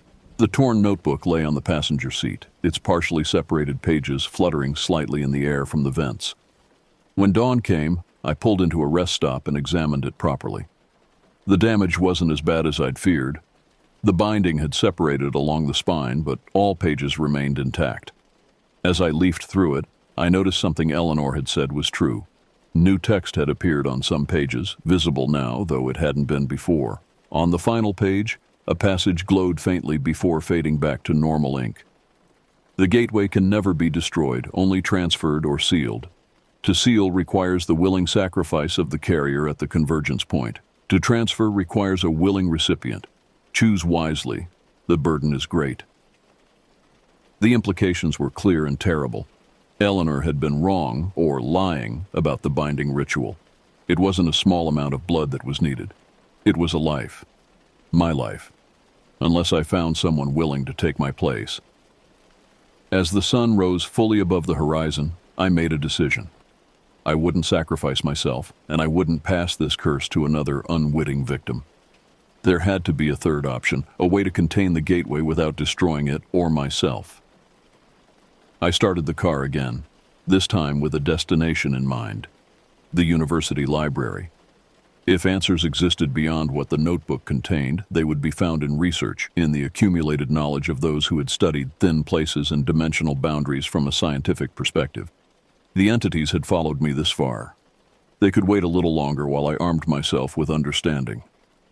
Behind me, unseen in the growing light of day, ravens took flight from surrounding trees, following the car at a discreet distance. And deeper in the forest I'd just left, something moved through the undergrowth. Something that had once been Eleanor Vance, but was now a vessel for something far older and more terrible. The hunt continued. The university library opened at 8:00 a.m. I was waiting at the entrance when the security guard unlocked the doors, the torn notebook concealed in my jacket. I'd spent the remainder of the night in my car, parked in a 24-hour grocery store lot, too afraid to check into another motel after what had happened at Eleanor's cabin. I headed directly to the 4th floor, where I'd found the regional history archives the day before. At this early hour, the library was nearly empty, just a few dedicated students preparing for morning classes. Perfect for my purposes. I needed privacy and focus. For the next several hours, I immersed myself in research, moving methodically through scientific journals, anthropological studies, folklore collections, and historical accounts. I was looking for patterns, for any information about convergence points, dimensional gateways, or the entities that guarded them, anything that might suggest a solution beyond self-sacrifice or transferring the curse. By midday, I had compiled a substantial collection of notes. 3 key patterns emerged. First, the phenomenon wasn't limited to Blackwater Forest. Similar accounts appeared in records from ancient forests worldwide: the Black Forest in Germany, Aokigahara in Japan, parts of the Amazon, and others. Each described entities remarkably similar to those I'd encountered, along with cyclic events tied to astronomical alignments. Second, these accounts consistently mentioned physical structures built at convergence points: towers, shrines, stone circles, constructed to either seal or regulate the gateways. Tower 6 wasn't the first structure at that location. Archaeological records indicated Native American stone arrangements, and before that, more primitive markers dating back thousands of years. Third, and most importantly, several accounts described instances where gateways were neither destroyed nor transferred, but redirected, channeled toward specific purposes that benefited both worlds. One account in particular caught my attention: a monograph written in 1967 by Dr. James Thorne, a physicist who had studied anomalous energy readings in ancient forest sites. Thorne theorized that convergence points weren't just passages between worlds, but sources of immense energy that could be harnessed if properly understood. His research had focused on a remote location in the Olympic National Forest, where he'd constructed what he called a redistribution array to channel energy from a convergence point into the surrounding ecosystem. According to his notes, the experiment had been partially successful, revitalizing acres of damaged forest before an unexplained equipment failure ended the project. Thorne had disappeared shortly afterward, his research discredited by mainstream science. But his detailed notes and schematics remained in the university archives, preserved as curiosities rather than valid scientific work. As I studied Thorne's diagrams, a possible solution began to take shape in my mind. If the gateway couldn't be closed, perhaps it could be redirected, channeled into something beneficial rather than destructive. The entities wanted access to our world. What if I could give them that access, but on controlled terms? I was so engrossed in this idea that I didn't notice the librarian approaching until she spoke. "Excuse me," she said softly. "We're closing early today for a staff meeting. You'll need to wrap up in the next 15 minutes. I thanked her and quickly gathered my notes, photocopying the most crucial pages from Thorne's monograph before returning the original to the archives. As I packed up, I noticed a shadow move unnaturally across the wall behind the librarian. A tall, thin shape that couldn't have been cast by any person in the room. They had found me again. I hurried from the library, constantly checking over my shoulder as I made my way to the parking lot. The campus seemed normal, students lounging on the lawns, professors moving between buildings, but the sensation of being watched had intensified. Twice I glimpsed figures standing at the edges of wooded areas that dotted the campus, vanishing when I looked directly at them. In my car, I spread out my notes in the notebook, trying to synthesize what I'd learned into a concrete plan. Thorne's redistribution array would require specialized equipment and expertise I didn't possess, but the principle behind it seemed sound, creating a controlled channel for the gateway's energy, a path of least resistance that the entities would follow rather than continuing to pursue me. The notebook's hidden text had mentioned all convergence points in North America. If I could locate one that was relatively isolated yet accessible, I might be able to construct a simplified version of Thorne's array and redirect the gateway's energy there. But I needed help, someone with technical knowledge and, more importantly, someone who wouldn't dismiss my story as delusion. Martin Keene was the obvious choice, but after what had happened to Eleanor, I was reluctant to involve anyone else. As I deliberated, my gaze fell on a small business card that had been tucked into one of the library books I'd borrowed. Dr. Samira Patel, Department of Theoretical Physics, it read, with a university phone number and email address. A handwritten note on the back said simply, "For those with questions about boundaries." It seemed too convenient to be coincidence. Had someone placed it specifically for me to find? Or was it simply luck that I'd chosen a book previously consulted by someone with similar interests? Either way, it was a lead, perhaps my only one. I found a campus phone directory and confirmed that Dr. Patel was indeed a faculty member, specializing in quantum field theory and dimensional physics. Her research focused on theoretical boundaries between dimensional states, exactly the expertise I needed. I used my cell phone to call her office number, not expecting an answer so late in the day. To my surprise, she picked up on the second ring. Dr. Patel speaking. "Hello," I said, suddenly uncertain how to explain my situation. "My name is Jacob Wilson. I found your card in a library book about theoretical dimensional boundaries, and I'm dealing with a situation that might relate to your research." A long pause followed. Then, "Which book?" "Thorne's monograph on energy redistribution in convergence zones." Another pause. "Come to my office, Reed Hall, room 310, now if possible." The line went dead before I could respond. Reed Hall was on the far side of campus, a modern building housing the physics department. I found room 310 easily enough, a small office with Dr. S. Patel on the door. I knocked tentatively. "Enter," called a woman's voice. Dr. Patel was younger than I'd expected, perhaps in her early 40s, with dark hair pulled back in a practical ponytail and sharp, intelligent eyes behind rectangular glasses. Her office was cluttered but organized, with bookshelves overflowing with technical volumes and a whiteboard covered in equations I couldn't begin to comprehend. She gestured for me to sit without rising from behind her desk. "You found my card in Thorne's monograph," she said without preamble. "No one has checked out that work in over a decade. Why were you looking for it?" I hesitated, then decided on directness. "Because I'm carrying a dimensional gateway that was transferred to me when I burned down a fire watchtower in Blackwater Forest, and now entities from another world are hunting me down."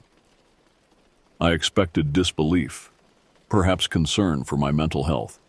Instead, Dr. Patel leaned forward, suddenly intent. "Show me the notebook," she said. Startled, I withdrew the torn notebook from my jacket. "How did you know about this?" "Because I've been searching for it for 15 years, she replied, reaching for it. Unlike Eleanor, her interest seemed clinical rather than obsessive. "May I?" I handed it to her reluctantly. She opened it carefully, mindful of the damaged spine, and began to examine the pages with the methodical precision of a scientist. "Extraordinary," she murmured after several minutes. "The accounts align perfectly with my theoretical models. The cyclic patterns, the energy signatures." She looked up at me. "And you say the gateway transferred to you when the tower burned?" I nodded, then gave her a condensed version of my experiences, from finding the notebook to Eleanor's fate. As I spoke, Dr. Patel took notes, occasionally asking clarifying questions but never expressing doubt. When I finished, she sat back, tapping her pen against her notepad. The entities you describe match accounts I've been collecting for years, not just from Blackwater, but from similar locations worldwide. I've termed them threshold guardians in my research, though that's likely not what they call themselves. You believe me, I said, relief washing through me. Of course, she replied matter-of-factly. The evidence is consistent with observable phenomena I've documented. The real question is what to do about your situation. She glanced at the notebook. The gateway can't be destroyed, and based on what happened to Eleanor Vance, attempting to transfer it is dangerous at best. I've been researching alternatives, I said, explaining my findings about Thorne's redistribution array and the possibility of redirecting the gateway's energy. Dr. Patel nodded, growing excited. Yes, that aligns with my own work. Thorne was ahead of his time, dismissed as a crank because conventional physics couldn't accommodate his observations. But quantum theory has advanced significantly since then. She stood and moved to her whiteboard, erasing equations to make space for a new diagram. The gateway isn't just a doorway, it's a persistent quantum entanglement between dimensional states. When the tower burned, that entanglement transferred to the nearest compatible vessel, you. How do I unentangle myself? I asked. You can't, not completely. But you can establish a stronger entanglement elsewhere, a more attractive pathway for the energy to follow. She sketched rapidly, creating a diagram of interconnected circles and lines. What Thorne called a redistribution array, I'd call a quantum lure, a structure that mimics the resonance frequency of the gateway but amplifies it. Could you build such a thing? She hesitated. Theoretically, yes. I've been developing prototypes based on similar principles for my research. But to work properly, it would need to be placed at another convergence point, a location with the right energy signature to establish resonance. The notebook contains a map, I said, hidden text that appeared to Eleanor. It shows all convergence points in North America. Dr. Patel's eyes widened. Show me. I took back the notebook and carefully turned pages until I found what I was looking for. A page that had appeared blank before, but now, in the presence of someone who understood its significance, revealed faint lines forming a map of the continent. Small symbols marked dozens of locations, with the largest symbol clearly indicating Blackwater Forest. This is incredible, Dr. Patel whispered, studying the map. Some of these align perfectly with anomalous readings I've recorded. Others are completely new to me. She pointed to a symbol about 200 miles north of our current location. This one is interesting, strong enough to establish resonance but remote enough to minimize risk if something goes wrong. What exactly would your quantum lure do? I asked. In simplest terms, it would create a more attractive pathway for the gateway's energy. The entities are following you because you're currently the only access point to whatever dimension they're trying to reach. Give them an alternative, a stronger, more stable connection, and they should divert their attention to it instead. Should? She smiled grimly. There are no guarantees when dealing with interdimensional physics and non-human intelligences, but based on their behavior patterns, it's the most logical outcome. What would happen to me? The entanglement would weaken, but not disappear entirely. Think of it as reducing the volume on a speaker. The signal is still there, but much fainter. You might experience occasional echoes of your connection, but the entities should no longer be able to locate you through it. It wasn't a perfect solution, but it was far better than the alternatives of sacrifice or transferring the curse to another victim. How soon can we try this? Dr. Patel glanced at her watch. I need time to gather equipment and refine my prototype. The convergence point is in National Forest land. We'll need to hike in. Tomorrow at dawn would be ideal. Quantum fluctuations are typically minimized in early morning hours. Tomorrow, I agreed, relief and anxiety battling within me. What do you need from me? Just the notebook to confirm the exact coordinates. She held out her hand. I'll keep it safe overnight while I prepare. I hesitated, remembering Keen's warning about not letting the notebook out of my possession. But Dr. Patel was different from Eleanor. Her interest was scientific, not obsessive. And I needed her help. All right, I said, handing it over. Where should I meet you tomorrow? She wrote an address on a slip of paper. My lab's private entrance, 5 a.m. We'll take my vehicle. It's better equipped for forest roads. As I stood to leave, a thought occurred to me. Dr. Patel, how did you become interested in this field? It's not exactly mainstream physics. She was quiet for a moment, her expression unreadable.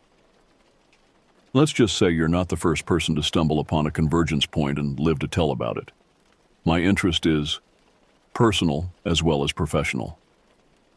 There was more to her story, clearly, but I didn't press. Everyone had their secrets, and right now, I needed her expertise more than her history. Tomorrow then, I said, and left her office. Finding a safe place to spend the night proved challenging. I didn't dare check into a motel after what had happened at Eleanor's, and sleeping in my car again seemed like an invitation to the entities that still followed me. Eventually, I settled on a 24-hour diner near campus, where the constant presence of other people might provide some protection. I nursed cups of coffee through the night, dozing occasionally but never fully sleeping. Twice I saw ravens land on cars in the parking lot, watching the diner with two intelligent eyes. Once, around 3 a.m. when the diner was nearly empty, I glimpsed a tall figure standing beneath a streetlight across the street, motionless, watching. When a car passed between us, it vanished. They were still with me, still waiting. But soon, if Dr. Patel's plan worked, they would have a new focus for their attention. At 4:30 a.m., I paid my bill and drove to the address she'd provided, a nondescript service entrance at the back of the physics building. Dr. Patel was already there, loading equipment into a rugged SUV. She wore hiking clothes and a practical backpack, looking more like an outdoors woman than a theoretical physicist. "Right on time," she said as I approached. "Help me with this last case, will you?" I assisted her in loading what appeared to be sophisticated electronic equipment, carefully packed in padded cases. When everything was secured, she handed me a thermos of coffee and a sandwich wrapped in wax paper. "Eat," she said. "It's a 3-hour drive, then about a 5-mile hike. You'll need your strength." The drive was largely silent. Dr. Patel focused on navigation, occasionally checking a handheld device that displayed coordinates and topographical maps. I watched the sunrise paint the sky in shades of pink and gold, wondering if this would be the day I finally freed myself from the nightmare that had begun at Tower 6. We left the main highway for increasingly remote forest roads, eventually parking at a small trailhead marked only by a weathered sign. Cascade Ridge Trail, no facilities. "From here we walk," Dr. Patel said, shouldering her pack and handing me a lighter one. The convergence point is about 5 miles in, near what local hikers call Echo Lake. The trail was steep but well-maintained, winding through old-growth forest that reminded me uncomfortably of Blackwater. But there was a different quality to these woods, a peaceful stillness rather than the watchful silence I'd experienced before. Birds called from the canopy, and occasionally small animals rustled in the underbrush. 2 hours into our hike, the trail opened onto a small alpine lake, its surface perfectly still, reflecting the surrounding mountains like a mirror. Dr. Patel consulted her device, then pointed to a rocky outcropping on the far shore. "There," she said, "that's our spot." We circled the lake, climbing over moss-covered boulders until we reached the outcropping. It extended about 20 feet into the water, forming a natural platform above the lake's surface. Dr. Patel immediately began unpacking her equipment, setting up what looked like a circle of slender metal rods connected to a central control unit. "The quantum lure," she explained as she worked. "Each rod establishes part of the resonance field. When activated, they'll create a harmonic pattern that mimics the gateway's frequency, but amplifies it significantly." "And the notebook?" I asked, noticing she had placed it at the center of the arrangement. "The final component. Its physical connection to the convergence points makes it the perfect catalyst." She paused in her work, looking at me seriously. "Once this activates, the entities will be drawn here. They may not be pleased about the redirection. We'll need to leave immediately." I nodded, helping her make final adjustments to the equipment. As we worked, I became aware of a gradual change in our surroundings. The forest had gone quiet. The lake's surface, previously rippled by occasional breezes, now lay perfectly still, as if time itself had paused. "They know," Dr. Patel whispered, glancing toward the tree line. "They sense what we're doing." I followed her gaze and saw them, tall figures standing at the forest's edge, partially concealed by trunks and branches. I counted at least 8, more than I'd seen at any one time before. "Hurry," I urged, a familiar dread building in my chest. Dr. Patel worked faster, connecting final wires and checking readings on her control unit. "Almost there," she murmured. "When I activate this, run. Don't look back, no matter what you hear or feel. Head straight for the trail we came in on." I nodded, positioning myself for a quick departure. The entities remained at the tree line, watching but not advancing. Their stillness was somehow more terrifying than movement would have been. "Ready," Dr. Patel said finally, finger poised over a button on the control unit. "On my mark. Now!" She pressed the button and immediately grabbed my arm, pulling me away from the outcropping. We ran along the shore, scrambling over rocks and roots. Behind us, a high-pitched whine emanated from the equipment, rising in intensity until it was almost beyond the range of human hearing. Then came the response, a deep, resonant hum that seemed to emanate from the earth itself. The lake's surface rippled in concentric circles, though no wind disturbed it. The air grew thick, difficult to breathe, charged with electricity like the moments before a lightning strike. I risked a glance back and immediately wished I hadn't. The entities had moved onto the outcropping, surrounding the quantum lure in a circle. The notebook at the center had begun to glow with an unearthly light, its pages flipping rapidly as if caught in a strong wind.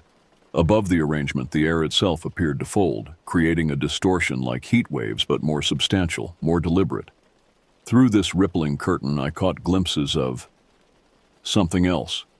Not another forest or landscape, but a space that hurt my eyes to look at, filled with geometries that shouldn't be possible. "Don't look!" Dr. Patel shouted, tugging me forward. "Run!" We fled through the forest, the sounds behind us growing in volume and strangeness, cracking like ice breaking, rushing like water, and beneath it all, a sound like distant voices calling in a language I'd never heard but somehow recognized. The trail seemed longer on the return journey, each step requiring more effort than it should have. My chest burned, not just from exertion, but from something deeper, a pulling sensation, as if part of me were being drawn back toward the lake. "It's working," Dr. Patel called over her shoulder. "The gateway is transferring its connection." The pulling sensation intensified, becoming almost painful. I stumbled, catching myself against a tree trunk. My vision blurred, doubling briefly to show both the forest around me and somewhere else. Somewhere with towering structures that resembled trees but moved like living things, a place where light behaved differently and the very air seemed alive with purpose. "Keep moving," Dr. Patel grabbed my arm, her touch anchoring me back to reality. "The disorientation is temporary. The gateway is releasing its hold on you." We pressed on, the strange sensations gradually fading as we put distance between ourselves and Echo Lake. By the time we reached the trailhead and Dr. Patel's SUV, I felt almost normal again, exhausted and shaking with adrenaline, but free of the constant weight I'd carried since Tower 6. As we drove away, I asked the question that had been building since we'd fled the lake. "The notebook, we left it behind. Won't someone find it?"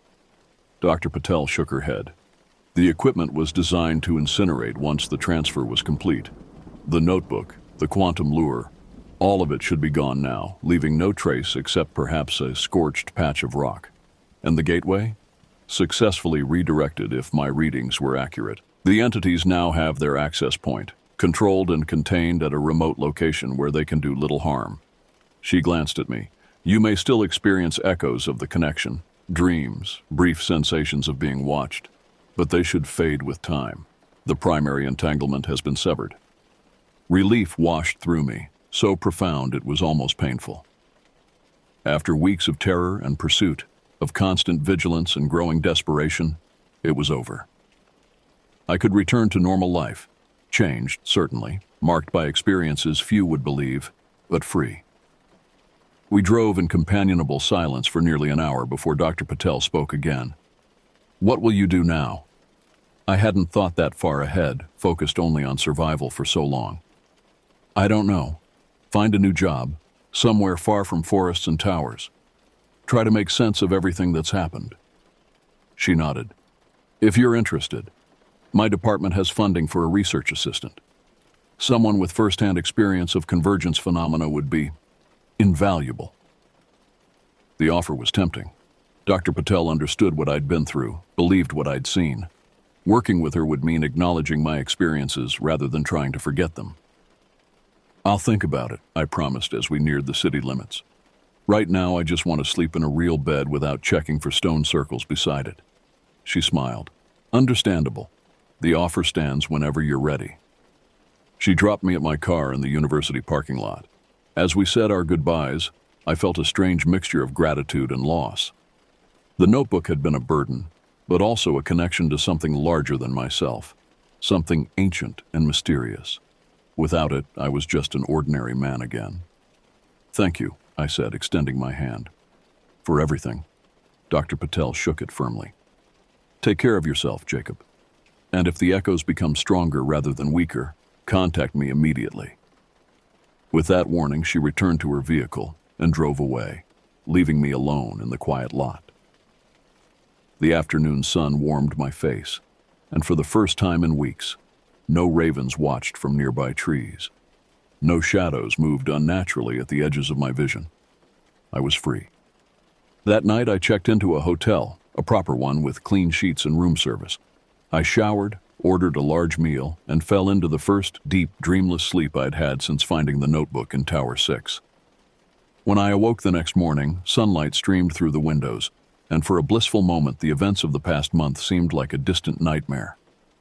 But as I rose and moved to the bathroom, reality reasserted itself in the form of a small, perfect circle of stones arranged on the counter.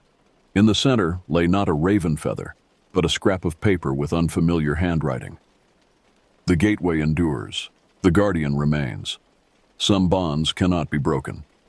And I knew with cold certainty that my journey wasn't over.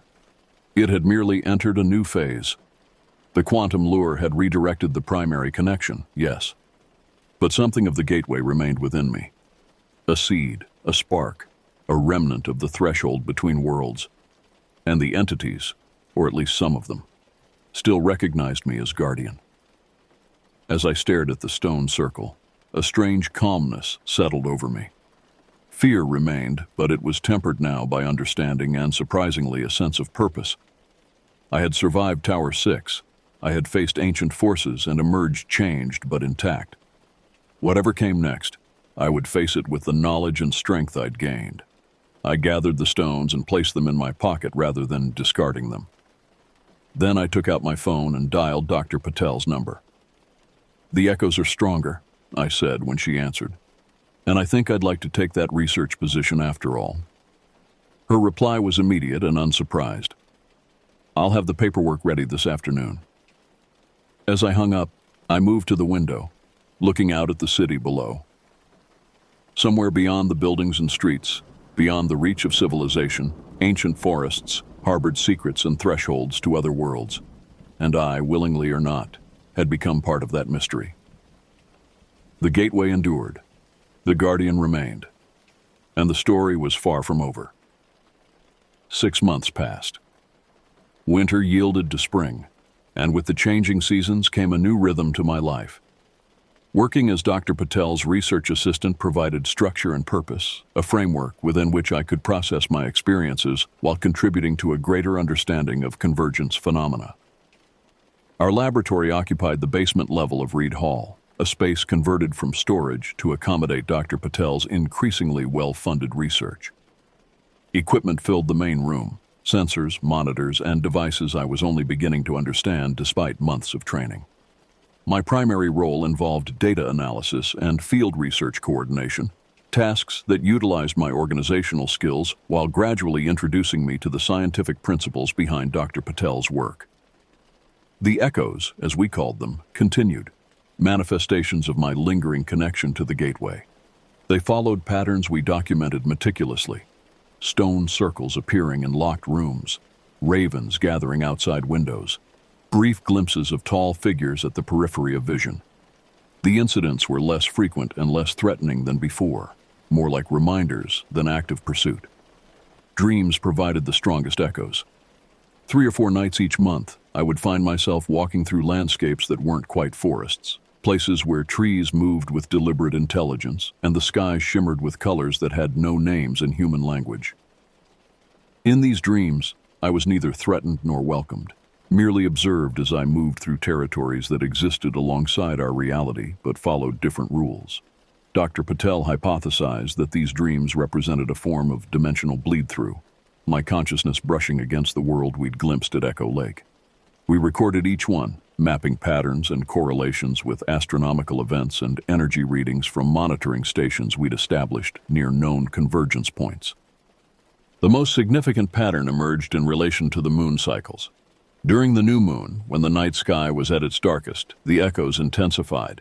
Stone circles appeared more frequently, dreams became more vivid, and the sensors in our lab detected subtle fluctuations in background radiation that matched theoretical models of dimensional thinning. Tonight was such a night. The April new moon. I worked late in the lab, analyzing data from our most recent field expedition to a minor convergence point in coastal Oregon. Dr. Patel had left hours ago for a conference presentation, leaving me alone with the quiet hum of equipment and my thoughts. As midnight approached, the familiar pressure began building at the base of my skull, a sensation I now recognized as a precursor to stronger echoes. I powered down my computer and prepared to leave, knowing from experience that being in public spaces helped minimize manifestations.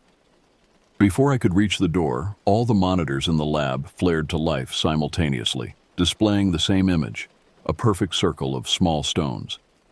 As I watched, the image shifted to show a familiar clearing with the burned remnants of a tower at its center. Tower 6, Blackwater Forest. The monitors went dark as suddenly as they had activated, leaving me in the dim emergency lighting of the lab. My phone buzzed with an incoming text message from a number I didn't recognize. The cycle completes. The gateway calls its guardian home. 73 days. I tried calling Dr. Patel, but the call wouldn't connect. Instead, my phone displayed the same message, the text pulsing gently as if alive. I shut it off and left the building, driving to my apartment with a growing sense of foreboding. Inside, I found what I'd been half expecting, a circle of stones on my kitchen table. But this arrangement was different. Concentric rings of increasing size, with a small object at the center that made my blood run cold. A charred piece of wood, unmistakably from Tower 6. The message was clear. Despite our efforts with the quantum lure, despite redirecting the primary gateway, something fundamental remained unresolved. The cycle Dr. Patel and I had been studying was approaching a critical point, and I, still bound to the gateway in ways we didn't fully understand, was being called back to where it all began. 73 days from tonight would be the summer solstice, June 21st. The date appeared repeatedly in the notebook's accounts, second only to August 17th in significance. I didn't sleep that night. Instead, I began preparations for what I increasingly believed would be a necessary journey, back to Blackwater Forest, back to the ruins of Tower 6, to face whatever awaited me there. Dr. Patel returned 2 days later, her initial skepticism about my experience giving way to concern as our monitoring stations reported unprecedented energy fluctuations at multiple convergence points. "It's as if they're communicating with each other," she said, studying the data scrolling across our main screen. "The readings suggest a network activating, preparing for something." "The summer solstice," I said, showing her the message and the charred wood fragment. "Whatever happened at Echo Lake, it didn't resolve everything. There's something I still need to do." She corrected firmly. "Whatever you're facing, you're not facing it alone this time." She turned back to the monitors, expression thoughtful. "The solstice has always been significant in convergence phenomena. In theoretical terms, it represents a natural thinning point, a time when dimensional barriers are at their most permeable. The perfect time to close a gateway permanently," I suggested. "Or open one fully," she countered. "The question is, which outcome are the entities pursuing?" We spent the following weeks preparing, approaching the situation with scientific methodology, despite its supernatural elements. Dr. Patel developed more sophisticated monitoring equipment, while I researched historical accounts of solstice events at known convergence points. A pattern emerged from these accounts. Descriptions of rebalancing rituals performed at sacred sites during solstices. These rituals, documented across diverse cultures and time periods, shared common elements. The presence of a human intermediary, the use of symbolic objects representing both worlds, and the establishment of boundaries that define the terms of interaction between dimensions. They're not trying to break through completely, I realized as we compared notes one evening. They're trying to restore balance, the symbiotic relationship they had with this world before human civilization disrupted it. And they've chosen you as the intermediary, Dr. Patel said, the implications clear in her tone. The question remains, what happens to the intermediary once balance is restored? The accounts were troublingly vague on this point. Some suggested a merging of the intermediary with the gateway itself, becoming a permanent bridge between worlds. Others described a more literal sacrifice, the intermediary's life energy fueling the rebalancing. Neither option appealed to me, but as the days passed and the echoes intensified, I began to accept that my connection to the gateway couldn't be severed without completing whatever process had begun at Tower 6. 45 days before the solstice, we drove to Blackwater Forest. Howard was surprised to see me at the ranger station, his expression shifting from shock to resignation when I explained my return. "I always knew you'd be back," he said, pouring coffee for Dr. Patel and me in his office. "No one walks away from Tower 6 unchanged." "We need access to the site," I said, "to prepare." Howard nodded slowly. "The foundation is still there. We started rebuilding twice, but both times the construction crews reported incidents, equipment failures, materials disappearing, men quitting without explanation. After the second attempt, the Forest Service decided to leave it vacant for now." "Wise decision," Dr. Patel commented. "The energy reading suggests the convergence point is unusually active, possibly destabilized by the tower's destruction and the incomplete transfer of the gateway." Howard studied her with new interest. "You understand what's happening there?" "Theoretically," she replied. "We're still working out the practical implications." In the end, Howard provided us with keys to the service road that would take us within hiking distance of Tower 6, along with topographical maps showing the most direct route. He asked no questions about our intentions, merely making us promise to check in by radio every 12 hours. "And Wilson," he added as we prepared to leave, "whatever happens up there, remember you have a choice. There's always a choice." The words stayed with me as we established our base camp a mile from the tower site, close enough for research purposes, but far enough, we hoped, to avoid direct influence from the convergence point. We set up monitoring equipment in a perimeter around our tents, creating what Dr. Patel called a warning system that would alert us to any unusual energy fluctuations. On our first visit to the tower ruins, I was struck by how ordinary the site appeared in daylight.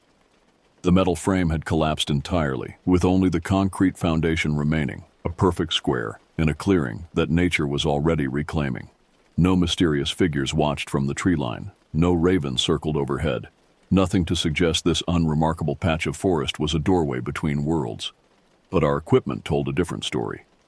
Dr. Patel's sensors detected energy patterns unlike anything we'd measured at other convergence points, more complex, more rhythmic, almost like a heartbeat. "It's waiting," she said, studying the readings, "gathering strength for the solstice."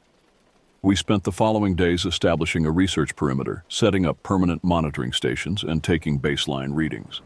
The forest remained preternaturally quiet around the tower site, as if holding its breath, but we encountered no direct manifestations, no stone circles, no apparitions, no whispers through static. The calm before the storm, I thought, but didn't say. 20 days before the solstice, everything changed. I woke before dawn to find Dr. Patel standing outside my tent, her face illuminated by the screen of her tablet. "You need to see this," she said, handing me the device. All our monitoring stations showed the same pattern, a massive surge in energy readings beginning at midnight and continuing to build. The graph reminded me of a waveform approaching resonance, each peak higher than the last. "It's accelerating," she explained, as we hurried toward the tower site. "Whatever's going to happen on the solstice, the preliminary phases have already begun." We reached the clearing as the first light of dawn filtered through the trees. The foundation remained unchanged, but the air above it shimmered slightly, like heat waves rising from hot pavement. As we watched, the shimmer coalesced briefly into recognizable shapes, the ghostly outline of a tower, there and gone in an instant. "Echo imaging," Dr. Patel murmured, adjusting her sensors to capture the phenomenon. The boundary between time states is thinning alongside the dimensional boundary. Over the following days, the echo images became more frequent and more substantial. Sometimes we saw the tower as it had been when I arrived, weathered but intact. Other times we glimpsed earlier iterations, the styles changing to reflect different decades. Occasionally, disturbingly, we saw what might have been future versions, structures of unfamiliar design, materials that seemed to blend technology and organic elements. Through it all, the energy readings continued to rise, forming a pattern that Dr. Patel eventually recognized. "It's a summons," she said, showing me the waveform analysis. "Not just for you, but for all of them. The entities from every convergence point being called to this location for the solstice event." "Why here?" I asked. "What makes Tower 6 different from other convergence points?" She shook her head. "I don't know yet. But whatever's happening is unprecedented in my research. The energy signatures suggest we're witnessing preparations for a major restructuring of the dimensional boundaries, not just at this location, but globally." The implications were staggering. Whatever the entities planned for the solstice, it would affect far more than just Blackwater Forest or my personal connection to the Gateway. 5 days before the solstice, I dreamed of the notebook. In the dream, I stood in the tower, as it had been on my first day, sunlight streaming through the windows. The notebook lay open on the desk, its pages turning by themselves, faster and faster until they became a blur. A voice spoke from the air around me. "The guardian must choose. The cycle ends or renews. There is no middle path." I awoke to find a small stone circle beside my sleeping bag, the stones arranged in a pattern I recognized from the notebook's hidden text. The symbol for threshold. That morning I shared the dream with Dr. Patel as we checked our monitoring equipment.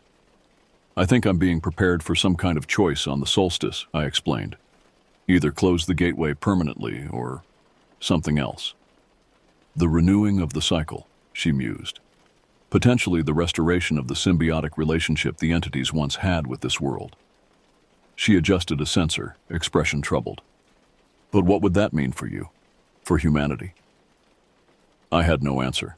The accounts we'd studied were unclear about the specifics of rebalancing, mentioning only that it required sacrifice from both sides of the threshold. As the solstice drew nearer, the forest around Tower 6 changed. Plants grew with unnatural speed, new saplings emerging and reaching maturity within days. Wildlife behaved strangely. Deer standing motionless for hours, watching the tower site. Birds circling in perfect geometric patterns, insects forming swarms that briefly took humanoid shapes before dispersing. The night before the solstice, we made final preparations. Our monitoring equipment was functioning perfectly, ready to record whatever occurred. Dr. Patel had prepared emergency protocols in case of unexpected developments. We'd even established a secure communication channel with Howard at the ranger station, though we'd told him only that we were conducting a significant experiment that might produce unusual readings.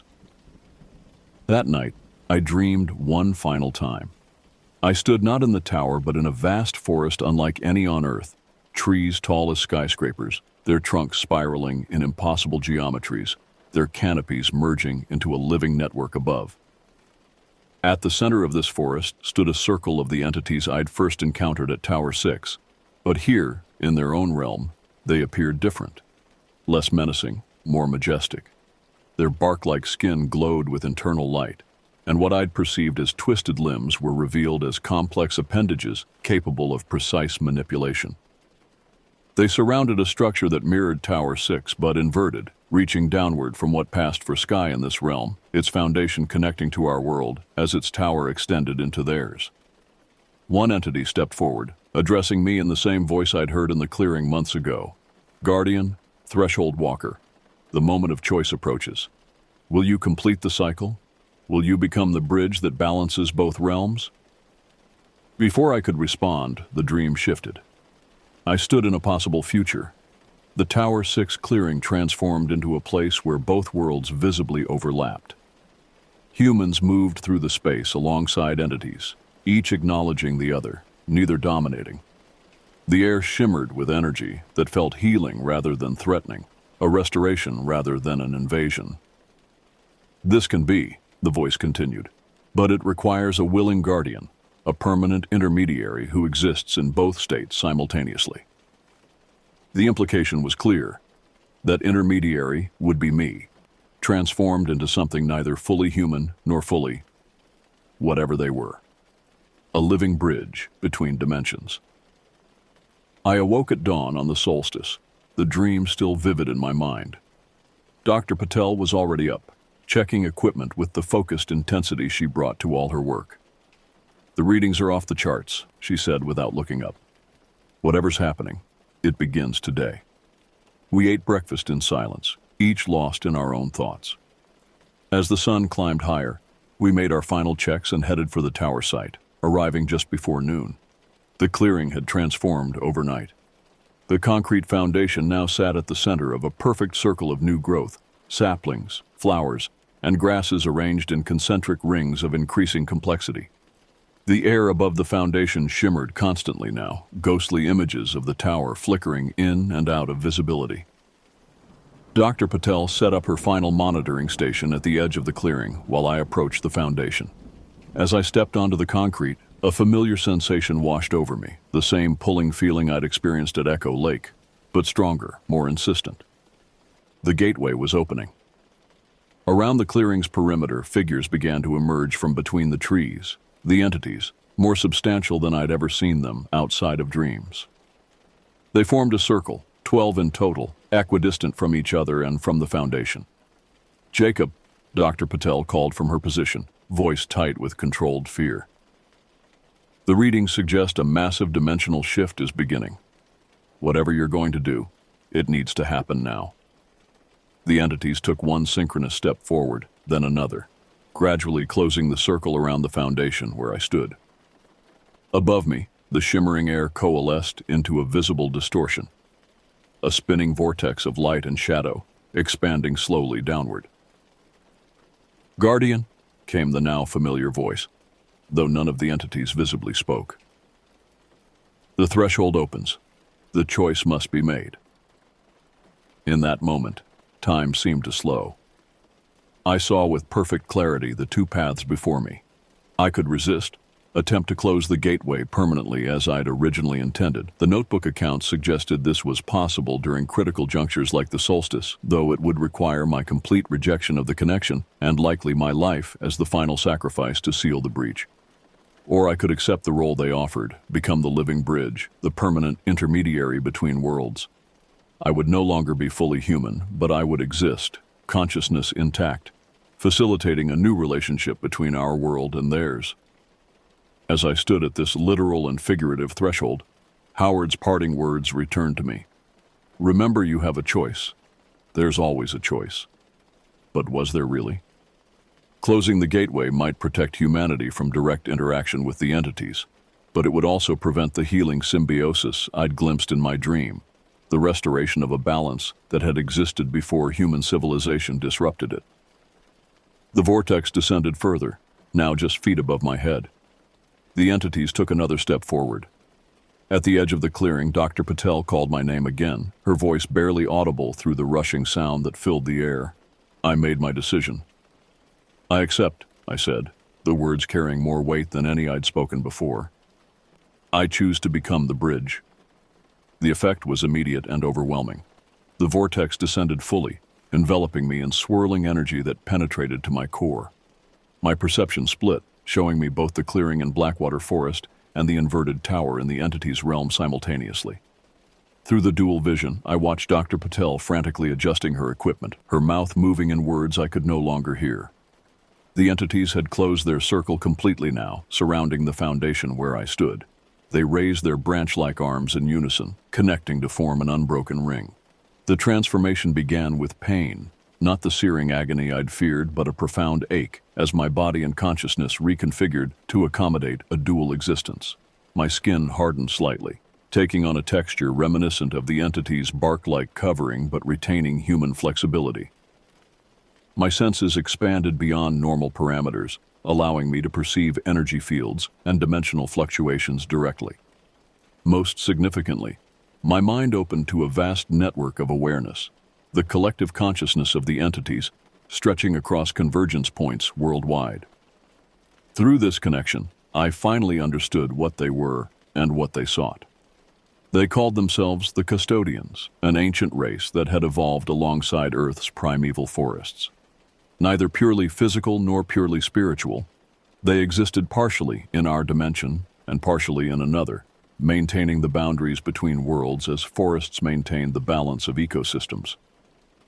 For millennia, they had managed convergence points, places where dimensional boundaries naturally thinned, ensuring nothing crossed that would harm either realm. Human civilization had disrupted this balance, severing the custodians' connection to many convergence points and weakening their ability to maintain cosmic order. Tower 6 had been built on the most crucial of these points, what they called the first threshold, the original passage between dimensions from which all others derived their patterns. By becoming a willing bridge at this location, I was restoring the primary connection, allowing the entire network to rebalance. The process took hours or moments. Time lost meaning in the transformation. When it completed, I stood changed but intact, still recognizably myself, yet fundamentally altered. The vortex had stabilized into a permanent, controlled gateway with me at its center. Not a physical doorway, but a state of being that I embodied. The custodians lowered their arms, their circle opening to allow Dr. Patel to approach. She moved cautiously, scientific curiosity warring with understandable fear. "Jacob," she called, stopping several feet away. "Are you still you?" "Yes and no," I answered, my voice carrying harmonics that hadn't been present before. "I'm still Jacob Wilson, but I'm also something more now." Her scientific instruments whirred and clicked as she scanned me. "The readings are... I don't have words for this. You're simultaneously registering in multiple quantum states." "The bridge is established," I confirmed. "The gateway is stabilized and controlled. There will be no more random manifestations, no more hunting or haunting. The balance is restoring." Around us, the forest had changed subtly. Colors seemed more vibrant, sounds more distinct. The trees swayed with purposeful movement, responding to currents that weren't entirely wind. The clearing itself now existed in both dimensions simultaneously, a perfect overlap between worlds. "What happens now?" Dr. Patel asked, lowering her instruments. "I remain here," I said, "maintaining the bridge. Other guardians will be called to lesser convergence points, willing intermediaries who will help restore the network fully. The custodians will resume their role protecting the boundaries, but in cooperation with humanity rather than isolation from it. And the echoes? The manifestations people have reported? They'll continue but change in nature. No more terror, no more hunting. The custodians need humanity to understand them, not fear them. The knowledge you've gathered, the research we've done, it will help create a framework for this new relationship." Dr. Patel studied me, scientific detachment giving way to genuine concern. "Will you be happy like this?" The question caught me off guard. So focused had I been on cosmic implications rather than personal ones. I considered it honestly before answering. "I will be fulfilled," I said finally. "I have purpose now, a role that only I can fill, and I retain my humanity, my memories, my sense of self. I am changed, but not lost." She nodded slowly, accepting this with the pragmatism that characterized her approach to even the most extraordinary circumstances. "I'll continue the research then, document everything, prepare others for what's coming." "There's time," I assured her. "The rebalancing will occur gradually, over years rather than days. Humanity needs to adjust slowly to the knowledge that they share their world with others." In the days that followed, we established new protocols. The Forest Service, briefed only partially on what had occurred, designated the Tower 6 clearing as a restricted research area under Dr. Patel's supervision.